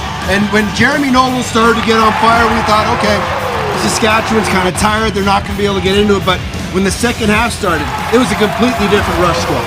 Yeah, 100%. Coming off a long travel day, playing last night, they really entered the take. It was a gutsy effort by them, but, like you mentioned, Teddy, we're watching two of the best teams in the league here, and it was great to see a lot of guys on the Mammoth offense contribute tonight. It started within the second half with Jeremy Noble ripping a low one, then Callum Crawford got into it. Zach Greer started contributing. And when your best players are your best players, you're generally going to win. And Cal Crawford got his 500th assist in his career. He got his 50th assist on the year. Jeremy Noble had 7 points. This was a group that really contributed, but Saskatchewan continued to come back. Robert Church had 3 goals. Mark Matthews started to find a way. Adam Jones was getting in the middle of that, but it was Dylan Ward really bearing down in the defense that really helped this team win this game. Yeah, in my mind, Dylan Ward and Aaron Buller are the top 2 goaltenders in the league, and we mentioned it. You got to get these guys moving side to side, and the offensive players from both teams showed their pinpoint accuracy and their grit and determination to get to the net tonight. Jeremy Noble's your game MVP, 4 goals and 3 assists. The Mammoth improved to 8-6. Saskatchewan 8-3, so they still have a couple games in hand. But this is a group that continues to get better. And when you're limiting shots and you're holding teams and you're winning all those little battles, you're a team that can compete. Yeah, 100%. I always say it, work hard, your talent will shine through, focus on the little things, focus on the process, and good things will happen to your team. Johnny Gallant was between the benches for us all night. Your final thoughts on what was a fantastically played lacrosse game? Well, it's a big win for the Colorado Mammoth and their franchise. Jamie Shuchuk just mentioned it's about the process, but they had something here to prove tonight, prove to themselves and prove to the Saskatchewan Rush that during this playoffs they're going to be a team that they're going to have to battle and go through. So it's a big win for the Colorado Mammoth to come back the way they did and to see if they can carry that on to next week. Thank you very much, Johnny. The Mammoth are next in action on April 1st when they head down south to Georgia to take on the Swarm. And here's a look at the updated standings. 8-6 for the Mammoth, 8-4 for the Rush. As I said, they are now just a game back. And even though they have a couple games in hand to the Rush, they still have to play this Mammoth squad one more time here at the end of the year. So there's still a lot to be played for. Yeah, 100%. Like Johnny just mentioned, huge win for the Mammoth, but it also bridges more of a gap between the Vancouver Stealth and the Calgary Roughnecks for that home playoff game to maintain the second spot. But they're not going to be satisfied with that. They're going to be happy, but they won't be satisfied. It was Lacrosse Cancer Night, and everybody leaves home happy, especially if they're wearing a Mammoth jersey. Your final score, Colorado 14, Saskatchewan 11. Again, the next in action next weekend. You can see that game live on NLL TV. Then they're back here to take on the Rochester Nighthawks April 15th, 7 o'clock face-off. For John Gallant, Jamie Shuchuk, and our entire staff here at Altitude, my name's Teddy Jenner. Thanks for stopping by and enjoying Mammoth Lacrosse live here on Altitude. Twitter's not just for 140 characters anymore. It's for 60 minutes of high-flying, hard-hitting action. It's for the fastest game on 2 feet. This Friday, for the first time in history, Twitter will showcase a National Lacrosse League Game of the Week for free on your feed. Don't miss the Toronto Rock taking on the Colorado Mammoth live at 7:30 p.m. Eastern.